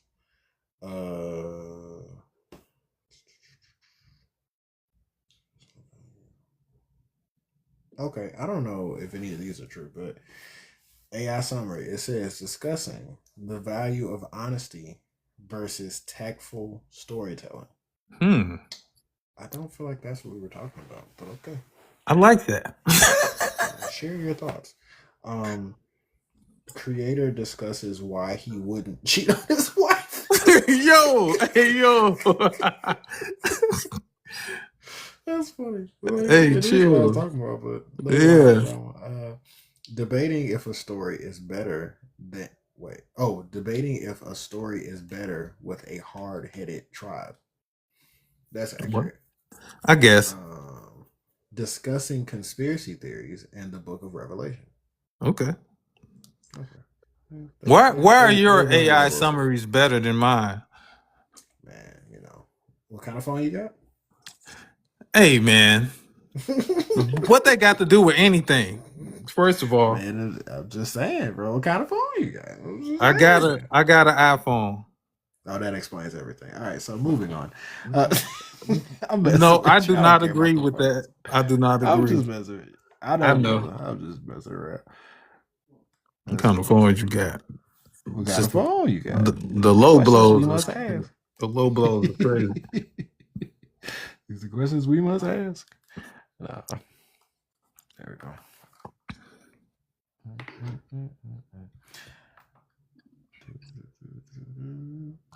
I see you getting into the action. Got a little fight scene going on. Look like I see little something. I see bodies jumping around in the air and whatnot. Like, yeah. It's more so a pursuit. There's no fight scenes other than like that first couple pages earlier in the chapter. Yeah. Your color. I like your color. How your color is like very vibrant. Like it's very animated. Thank you. It is very intentional, so I'm happy you beat that. That's pretty cool. I was finna tap my iPad to get likes. Oh, I did that already. I hit like 100. I just kind of tap it up and then leave it alone.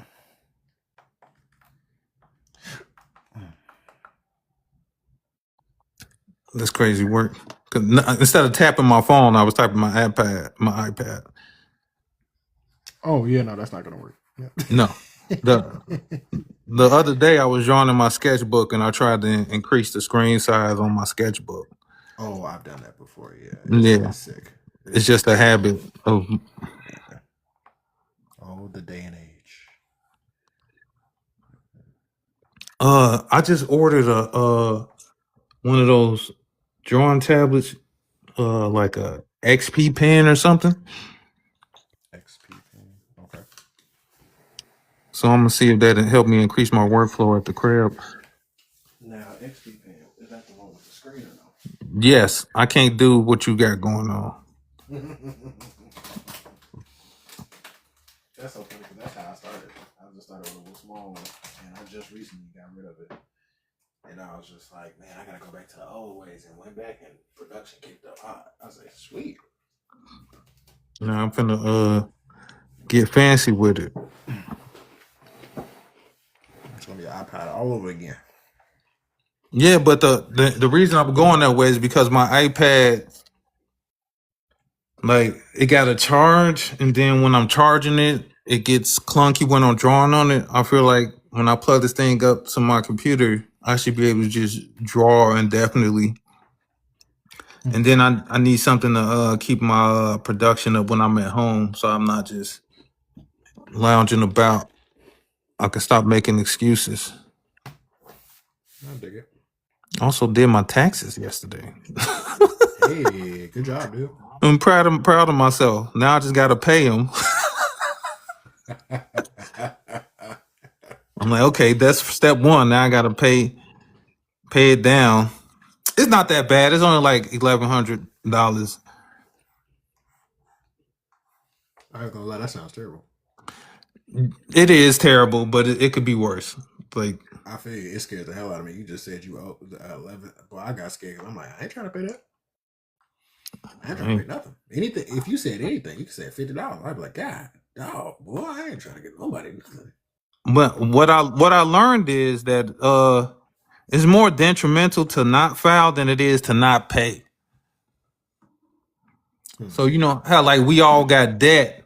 If you and you know my debt is just sitting there, probably just ruining my credit score. But like nobody's really coming after me or my money. But so if you do your taxes and they just add that on to your debt, okay, whatever.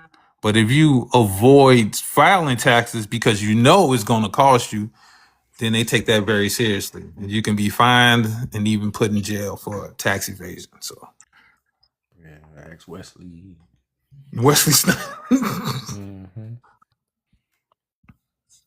The only caveat is that the government is highly incompetent. So if you don't make a lot of money, you could probably get away with a little bit of tax evasion.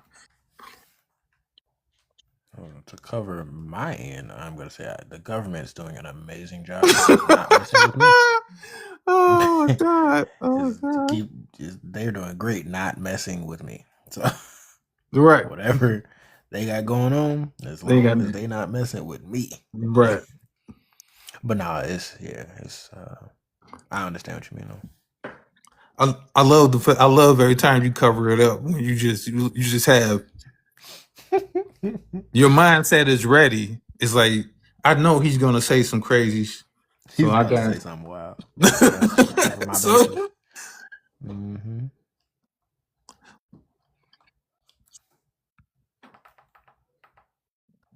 That's crazy. I'm surprised they didn't, knock me off for the Jewish comment, but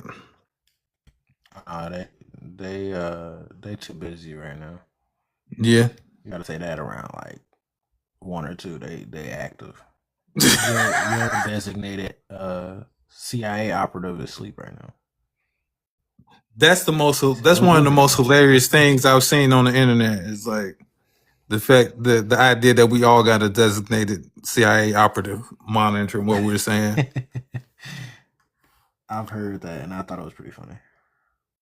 I think that's my only thing about like them monitoring all of our data is like it's so much data.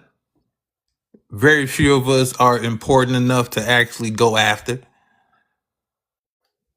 You would have to do something extremely significant to be targeted that it would interfere with your life. I think most people overestimate their importance to think that the government is going to actually take interest in them. Oh, it sounds like you're going to get a visit. I'm not important. I'm nobody. They say, "Oh, you think we not thorough?" Huh? They not. But then even if they are thorough, the amount of data they're collecting is astronomical, man. Like there's nothing I could say on here right now, no matter how controversial, that'll warrant them investing resources in interfering with my life at all. Because to them, I'm a nobody. I'm just not that important. I don't have no influence. I don't have no money. I could say anything, no matter how racist or whatever. The worst thing that'll happen is TikTok would just probably ban me or kick me off the live. That's all I would have to worry about. You're messing up. Don't be messing And look, they haven't did that yet. They just like, keep going. You're okay. Don't mess up the church's money, bro. Not the church's money. Mm-hmm. Oh, so I did the covers. So I'm right now, just as a step one, I just wanted to focus on see if we could get some leads on the sales with the different covers.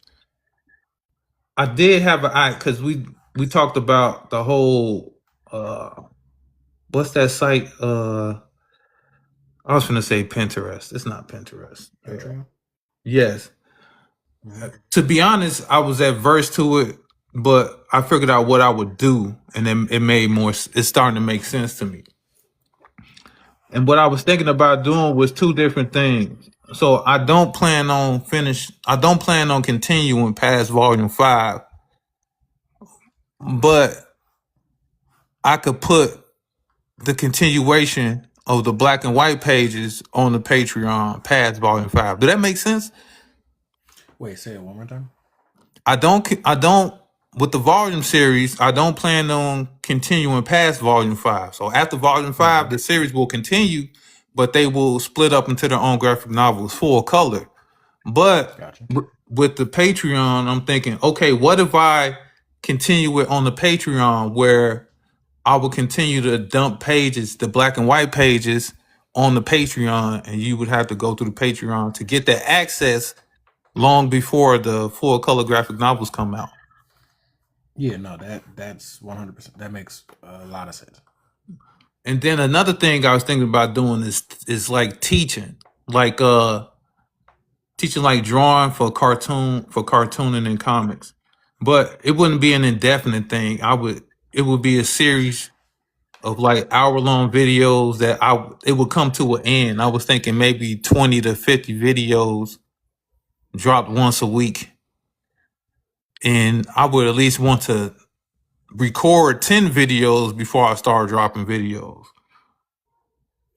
I just need to figure out what each video will be about, as far as like, okay, what is the lesson for the day for each video? Does that make sense? Mhm. And those would be things I would be interested in doing as far as like a Patreon is concerned. Does that make sense?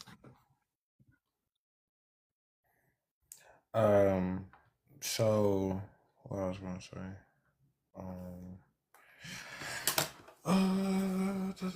It does make sense.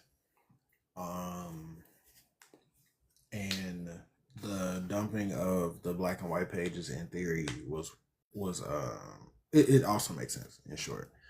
That both of them I think are very wise decisions, because I feel like the main purpose behind Patreon is giving somebody exclusive insight into something that you're actively doing. So if you're not actively doing anything, which is what I learned, if you're not actively doing anything, there's no reason to have a Patreon.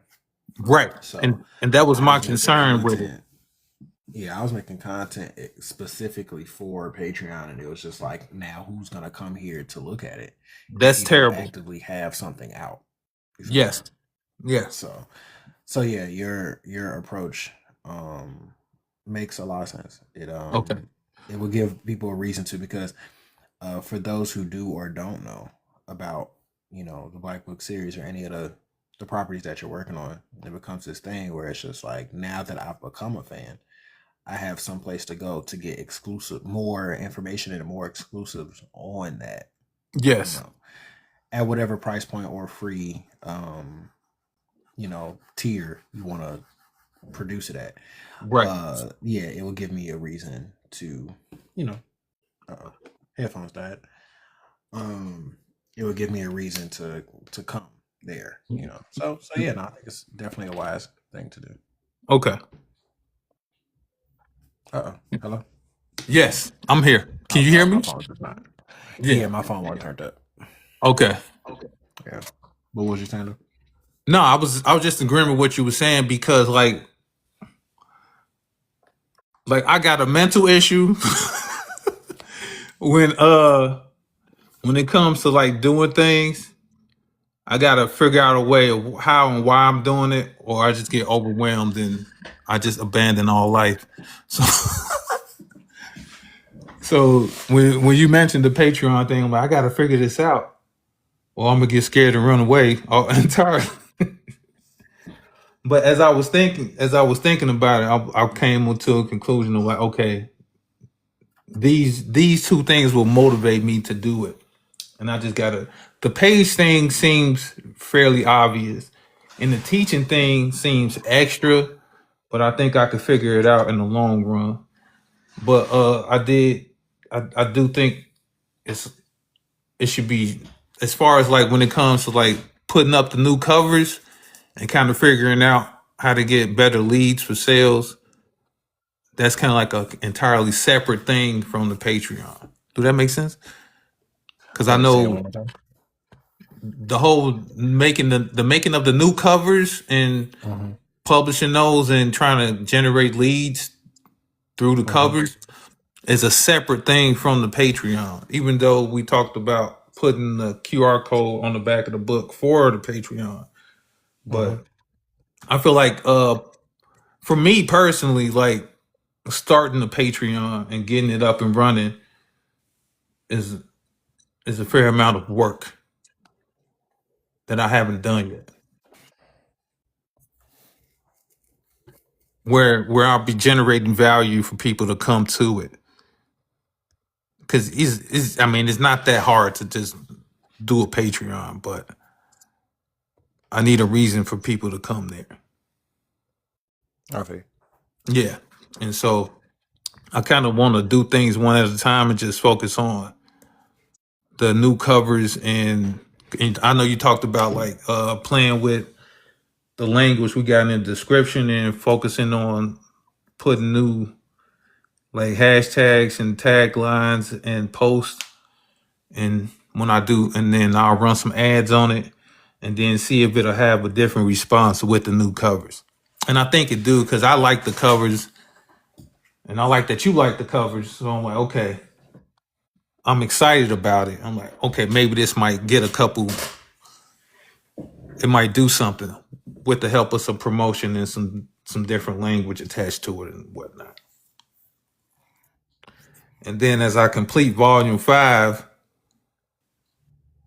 and then get ready to do Bloody Knuckles, then we can get into the Patreon, and past volume 5, I can start dropping those pages in there. I don't know how I want to do a page tier. What I'm most comfortable with is like people subscribing, then asking for a donation, so you kind of pay whatever you want to get in there, versus like charging people a monthly subscription. I don't know. I got some type of hiccup with it. It really struck a chord with me last time we spoke. You were like, do you want to get paid? And I'm like, yeah, I do. So it's like, why? What's going on with me that I'm struggling with asking for money for the stuff I'm providing? You know, it's more like a mental issue or something. I'm struggling. Like, what's going on? I should be able to ask for some money. One would think.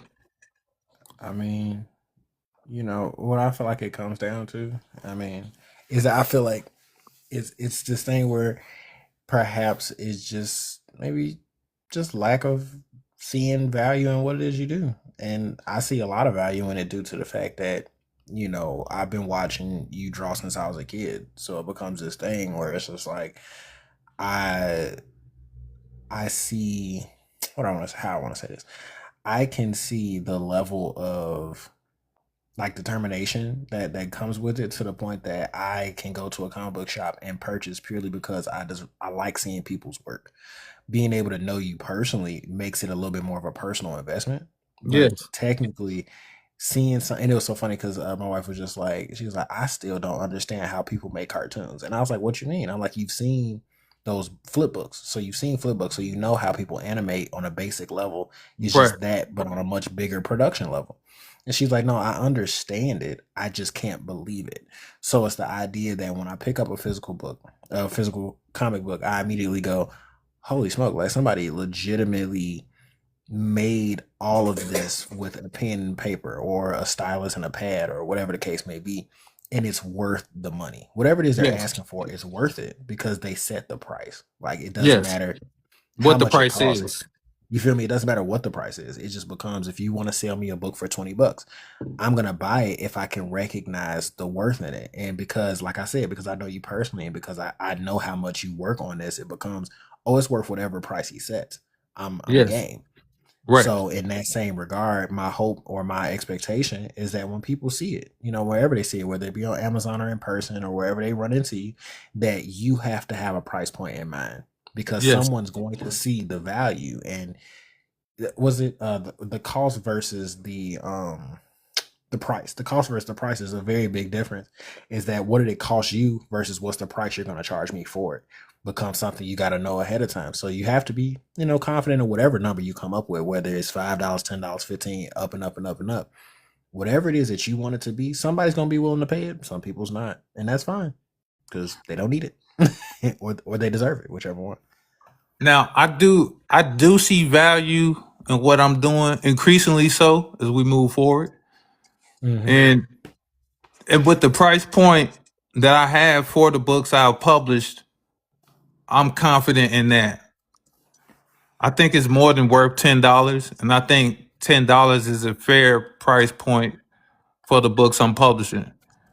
And I know the the price of printing goes up when I do full color, but I would love for the price point to stay $10 because then I think it's way more worth is worth more than $10. But I would love to still give it to people for 10, if that makes sense. I'm because I do want money from it, but I'm also obsessed with affordability because in my own experience with buying books, I've had a lifetime of just being late to a lot of series because, especially in my younger years, at the time I just didn't have the money, and it might be as low as $5. It's like, man, I only got this 250s, and luckily at the time you could get a floppy for like 250. But then, That's fair. when I got into graphic novels, you needed 10, 12, $20 to get those, and I couldn't get them. And like back in the day, Akira, that was $30. Like, man, I would love to own that, but you can't own it. So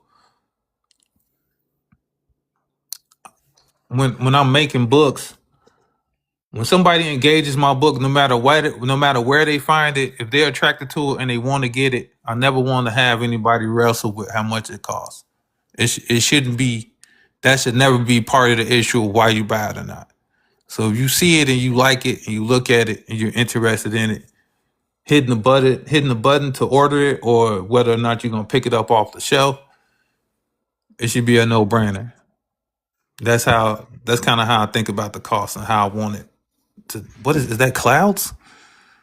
Mm-hmm. Like smoke. I mean, Oh, smoke like fog. mist. I was like, are they Mist. outside?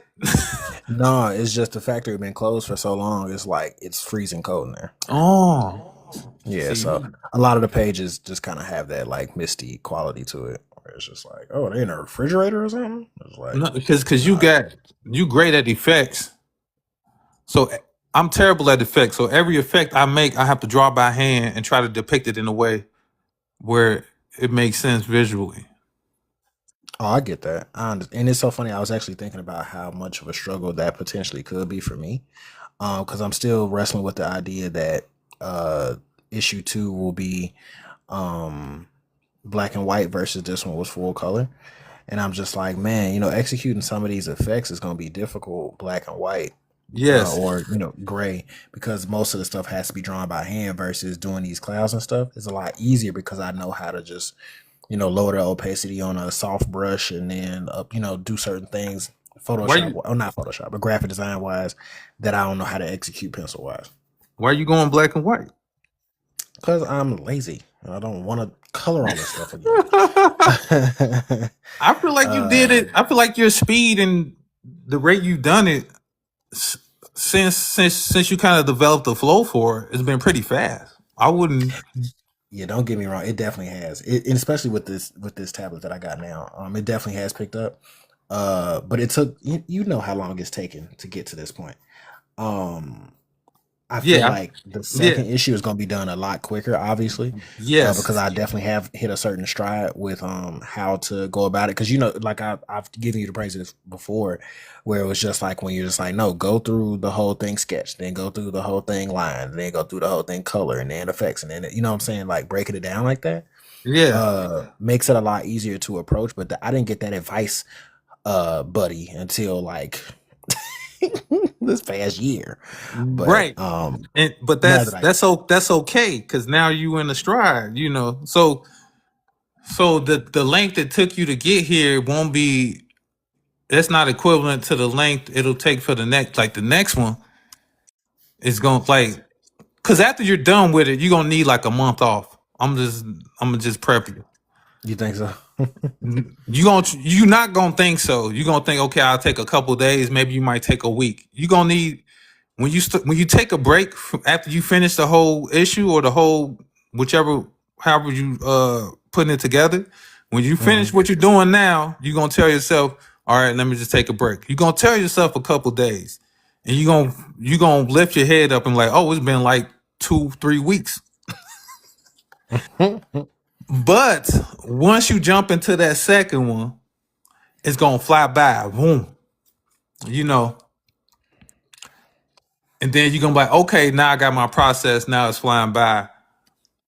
Like for me, the fourth one took so long because it took me a while to make the first one. 2 and 3 just hit like boom, boom. And then the fourth one took a long time because part of it was I was discouraged because nothing happened with the first 3. And then crazy things was happening in my life that was just like, it felt like the devil trying to derail me.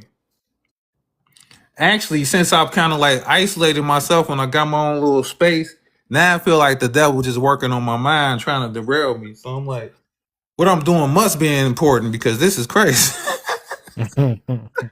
Like, why? Like, get off my back, bro. Like, leave me be.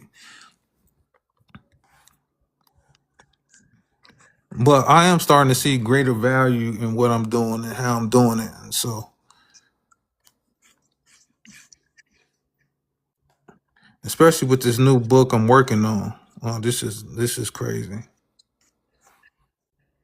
Like when I finalize some of these pages and you see some of these pages, you can be like, oh, this is problematic. Like This is problematic. this is it's very much so.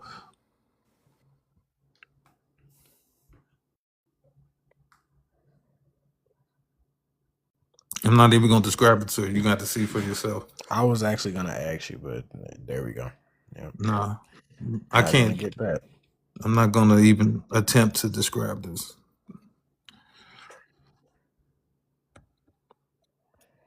I'm gonna ink it, color it, letter it, and then I'll show you. I might just show you the ink pages when I get to that point. I have not sent you a copy of Volume 4. I'm gonna do that. Oh man, don't spend no money on that, man. Why not? You got the other 3. I do. That's very true. It's very true. It's you get an honorary copy. How about this? I'll send you an author's copy so it costs me less. Hey, there we go. Yeah. It'll just take longer to get to you for some reason. I don't know why that is. Because they don't care about the author. Okay. That's crazy. He made the book. Guy. Yeah, no. Yeah. Because we don't care. Because if I pay for it normally, it'll take like 2 to 4 days, like 2 days.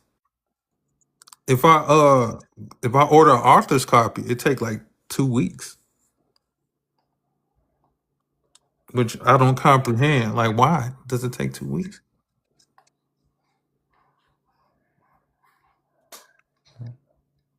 You guys hate authors that much? Uh-huh.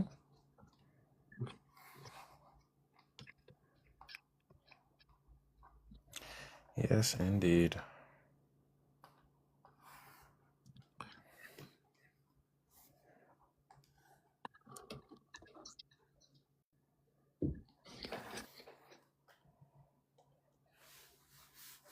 Oh, that mist is crazy. It's so funny because I pretty much just kind of like reuse the same mist and just erase parts of it out. I'm watching you place it in there. You got right there. And just start erasing some of this. Cause right now I do got book 1 and 2 of Akira on my shelf. And it's a scene when they like free Akira and then, they kept him in like cryostasis. But when he's breaking free, I don't even know how to say this, but the cold was seeping out so bad that they had to escape from the area because people were getting frozen to death. I get it.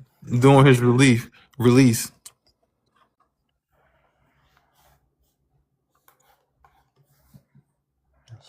I don't see how they haven't adapted the manga, the direct from the manga, because it's so much better than the movie, and it's so much in there to tap into. So I'm very shocked that hasn't been done yet. Oh, they're coming. Are they? There's no sign I of thought it. you said they was. That's Ghost in the Shell. Oh, my bad. Wrong one. Yeah, look, shame on you, sir. Thought you were. Right. Yeah. Delete the live. Okay. No. Everyone must hear this. We gonna call into question your nerd card, sir. It was so funny. I was actually talking about that earlier today. I forgot who we was talking about. Talking about somebody. And it was like you're not a nerd. You a nerd, but you actually are a person. Like you're not like steeped in nerd culture to the point that you just not, you know what I'm saying, like a real nigga. Like you legitimately have real life experience that kind of like goes tandem with the nerdy stuff that you're into. So it's just like I could sit here and talk to you about some nerdy stuff, but we not finna sit here and like I'm so sorry. I keep talking about this dude, bro. What? Is somebody in particular you keep having different things with? Just No, that dude that we was talking about last time, the King Lion dude. oh, you don't think he a nerd? You don't think he's legitimate? No, I think he's a nerd, but he moves like he don't have real life experience. Oh, but that's because he's a weeb. These guys, the weebs are different. What's that? Then the weebs, they're a new breed of extracurriculisms. yes, and the significant thing about the weeb is they have sheltered life. Like they don't have a lot of real life experiences. Like back in the day, being a nerd, we didn't have a nerd space to go to. We was forced to just walk through life being a nerd. And so you got a lot of real world experience, most of which involves some form of bullying. But the new nerd or the weeb, they have safe spaces through the internet, and they have a lot of social spaces, and which is beautiful to see. But then they have they developed a poor mentality, and so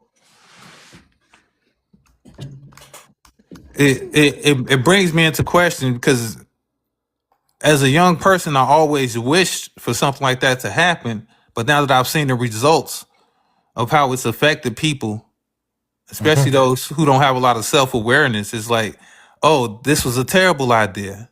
Human beings aren't ready for a safe space for nerds because they turn it toxic immediately. Why? Why we gotta ruin everything?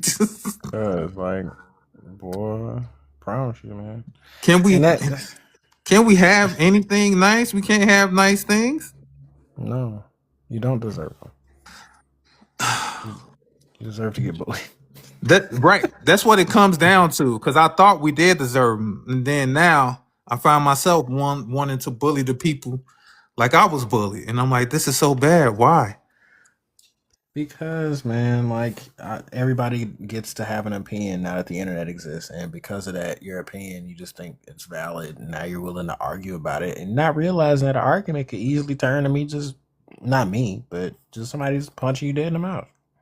Yes, that is true. That is true. Does it need to go there? No, but it can. It can. It surely can. So But- it's like, stop being so tough, because it can go left. But you know what? I don't believe my opinions are valid. Like, See, that's a good thing. if Because they're not. right. So we have opinions. If we have a difference of opinion, I don't have to agree with you, and you don't have to agree with me. But I can still respect you as a person, and we can agree to disagree, and we can continue conversing. I don't have to cut into you personally or feel offended because you disagree with me. I can just say, hey, I don't agree, and we can keep it moving, you know. I don't feel the need to destroy you because because you don't know everything about Green Lantern.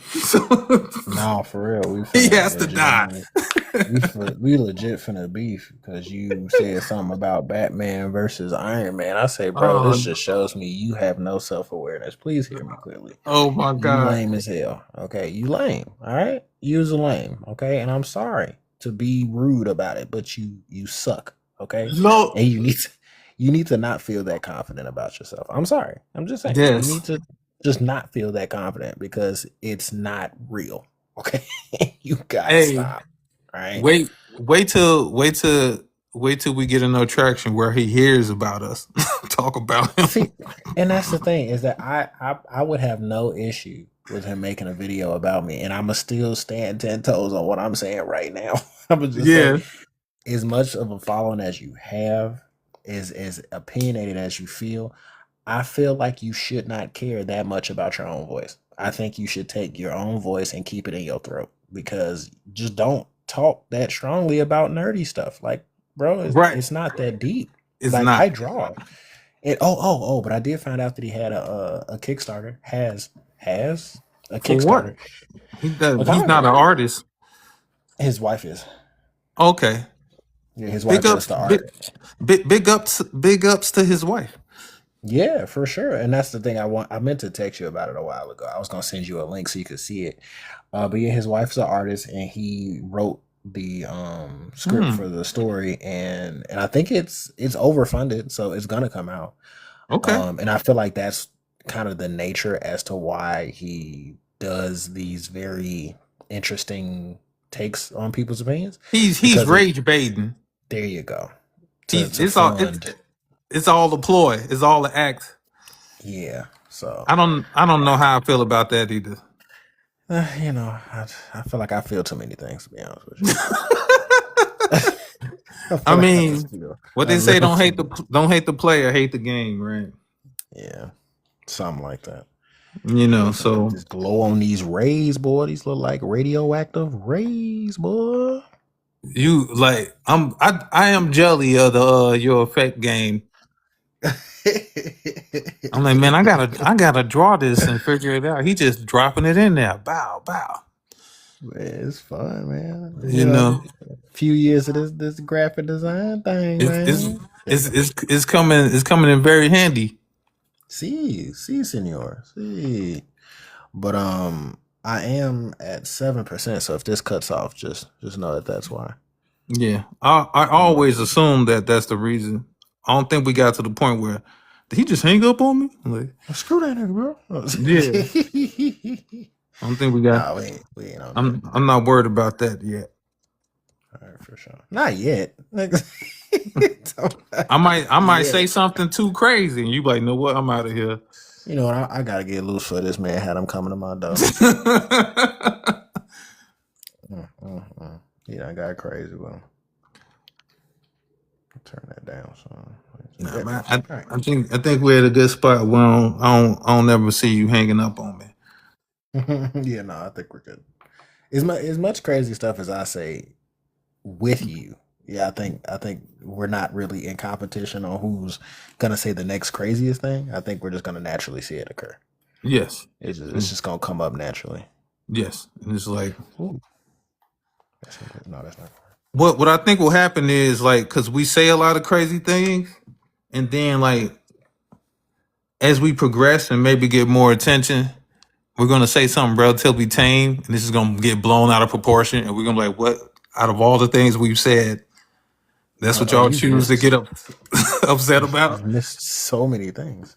Yes, and like this is what you're mad about. That's what's gonna happen. I can see that. Yeah, I can definitely see that. Oh snap! That would have been fire if I did it the first time. So So I did the 3 covers. I put them on.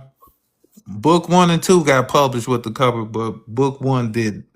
It said I ain't looking to what it said. That's what we can do for the live. We can get into the technicalities of things.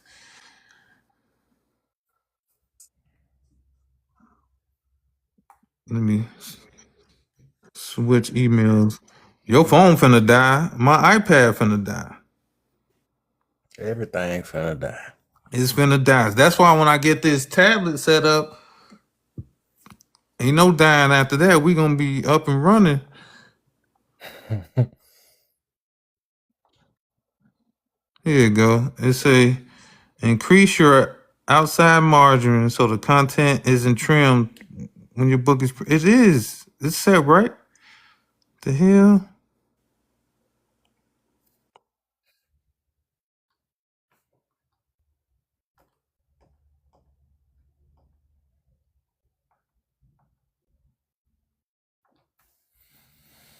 Are they talking about the cover? Or are they talking about? I didn't touch the internals of the book, so why? This is irritating my soul. Well, they're trying to make it as difficult as possible. Why, man? Why? That I cannot answer that. So I'm sorry. To be honest, if they want to like upgrade everything and charge me a paywall, I would pay a little change just to be able to streamline this situation. Like, Jesus Christ. You gonna make it as difficult as possible. Lord have mercy on my soul.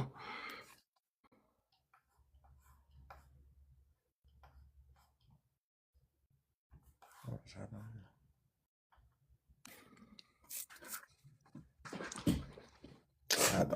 So you know when Bloody Knuckles opened the book with the prayer, right? Mm-hmm. So in the new book, I found a place for it also, and I did not plan to do this, but it just popped up. It just happened. It just pops up in there. So I'm like, this is interesting. Okay, I'm gonna just keep putting this. I'm gonna keep pushing religion on people through my books. That's what I'm gonna do. I mean, it's in my script as well, so I mean, I don't know. Tis me life, buddy. Tis midnight. Why is this tweaking right now? All right, so that's one panel. That's two panels. That's three panels. Where are you? Where are you? Are you missing? Like, what the hell? Okay, so you're here, but where are you?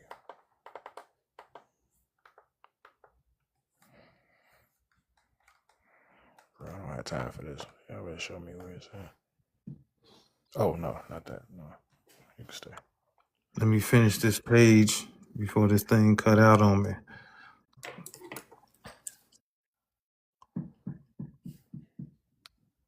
What does the AI summary say? It say, discussing a comic series and plans for a Patreon. Discussing the pricing and production. Why I keep saying Avita Fighter Comics? What is? Bro, it's trying to promote it. Don't promote through me, you mother. They trying to promote it. That's what that is. Discussing anime and the potential of a new manga. Did we do that? No. No? I don't think so. Nah, right. Did we say anything about anime? Not that I remember. Debating whether a story is better than tech. What does that mean? I have no idea. Discussing the value of creator Patreon pages. Okay. Okay, all right. Discussing the challenges of drawing indie comics in black and white. Briefly. Yes. A passionate debate about comic book opinions. Okay. What? It was passionate. Yeah, I guess. All right. You know. But yeah, I don't know what happened, but I just lost a whole. You didn't lose panel. a page. You lost a panel? Page. What's up, babe? Was I doing something with the Xbox? No, you can turn it off. But I run into this issue where like there's a button. Well, it's not a button. It's like it's a command on here that if I like press with two fingers, it'll erase the last thing I did. Mm-hmm.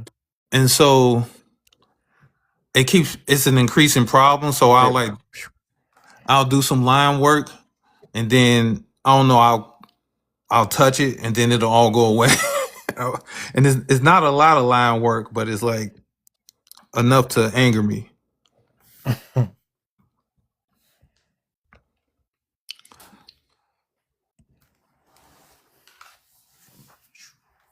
See, this new book has a lot of horror elements into it.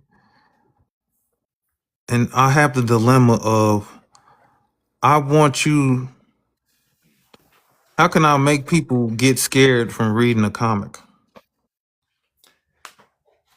I would not know. The only thing I would think is that putting a very freaky visual as detailed, a lot more detailed than all the other art, just so that it kind of stains your memory. Yeah. Yeah. That's So all I got. don't scare people, creep them out. Creep them out. Yeah, scare Yeah. somebody. That I mean, but it happens in books too. But I just don't read those type of books, so I don't have a frame of reference on how that works. Yes. I know back in the day, the thing that made comics popular wasn't superheroes, it was horror comics. And there's a lot of I haven't read any, but I know I've heard a lot of accounts of them being really scary and people getting scared of it. And they got so scary that people started that they got banned. And that's how we moved into superheroes because they banned all the horror comics. So I know it's a phenomenon. I know it existed. I'm like, can I capture that? I don't know. Maybe I need to do some research. There you go. Just start collecting a bunch of horror comic books. I don't know that they exist because that was like in the 40s and 50s back then. Oh, And that's then crazy, man. and then in the I'm sure you 50s can find that. and then in the 50s and 60s they pivoted to superhero, Superman, Batman.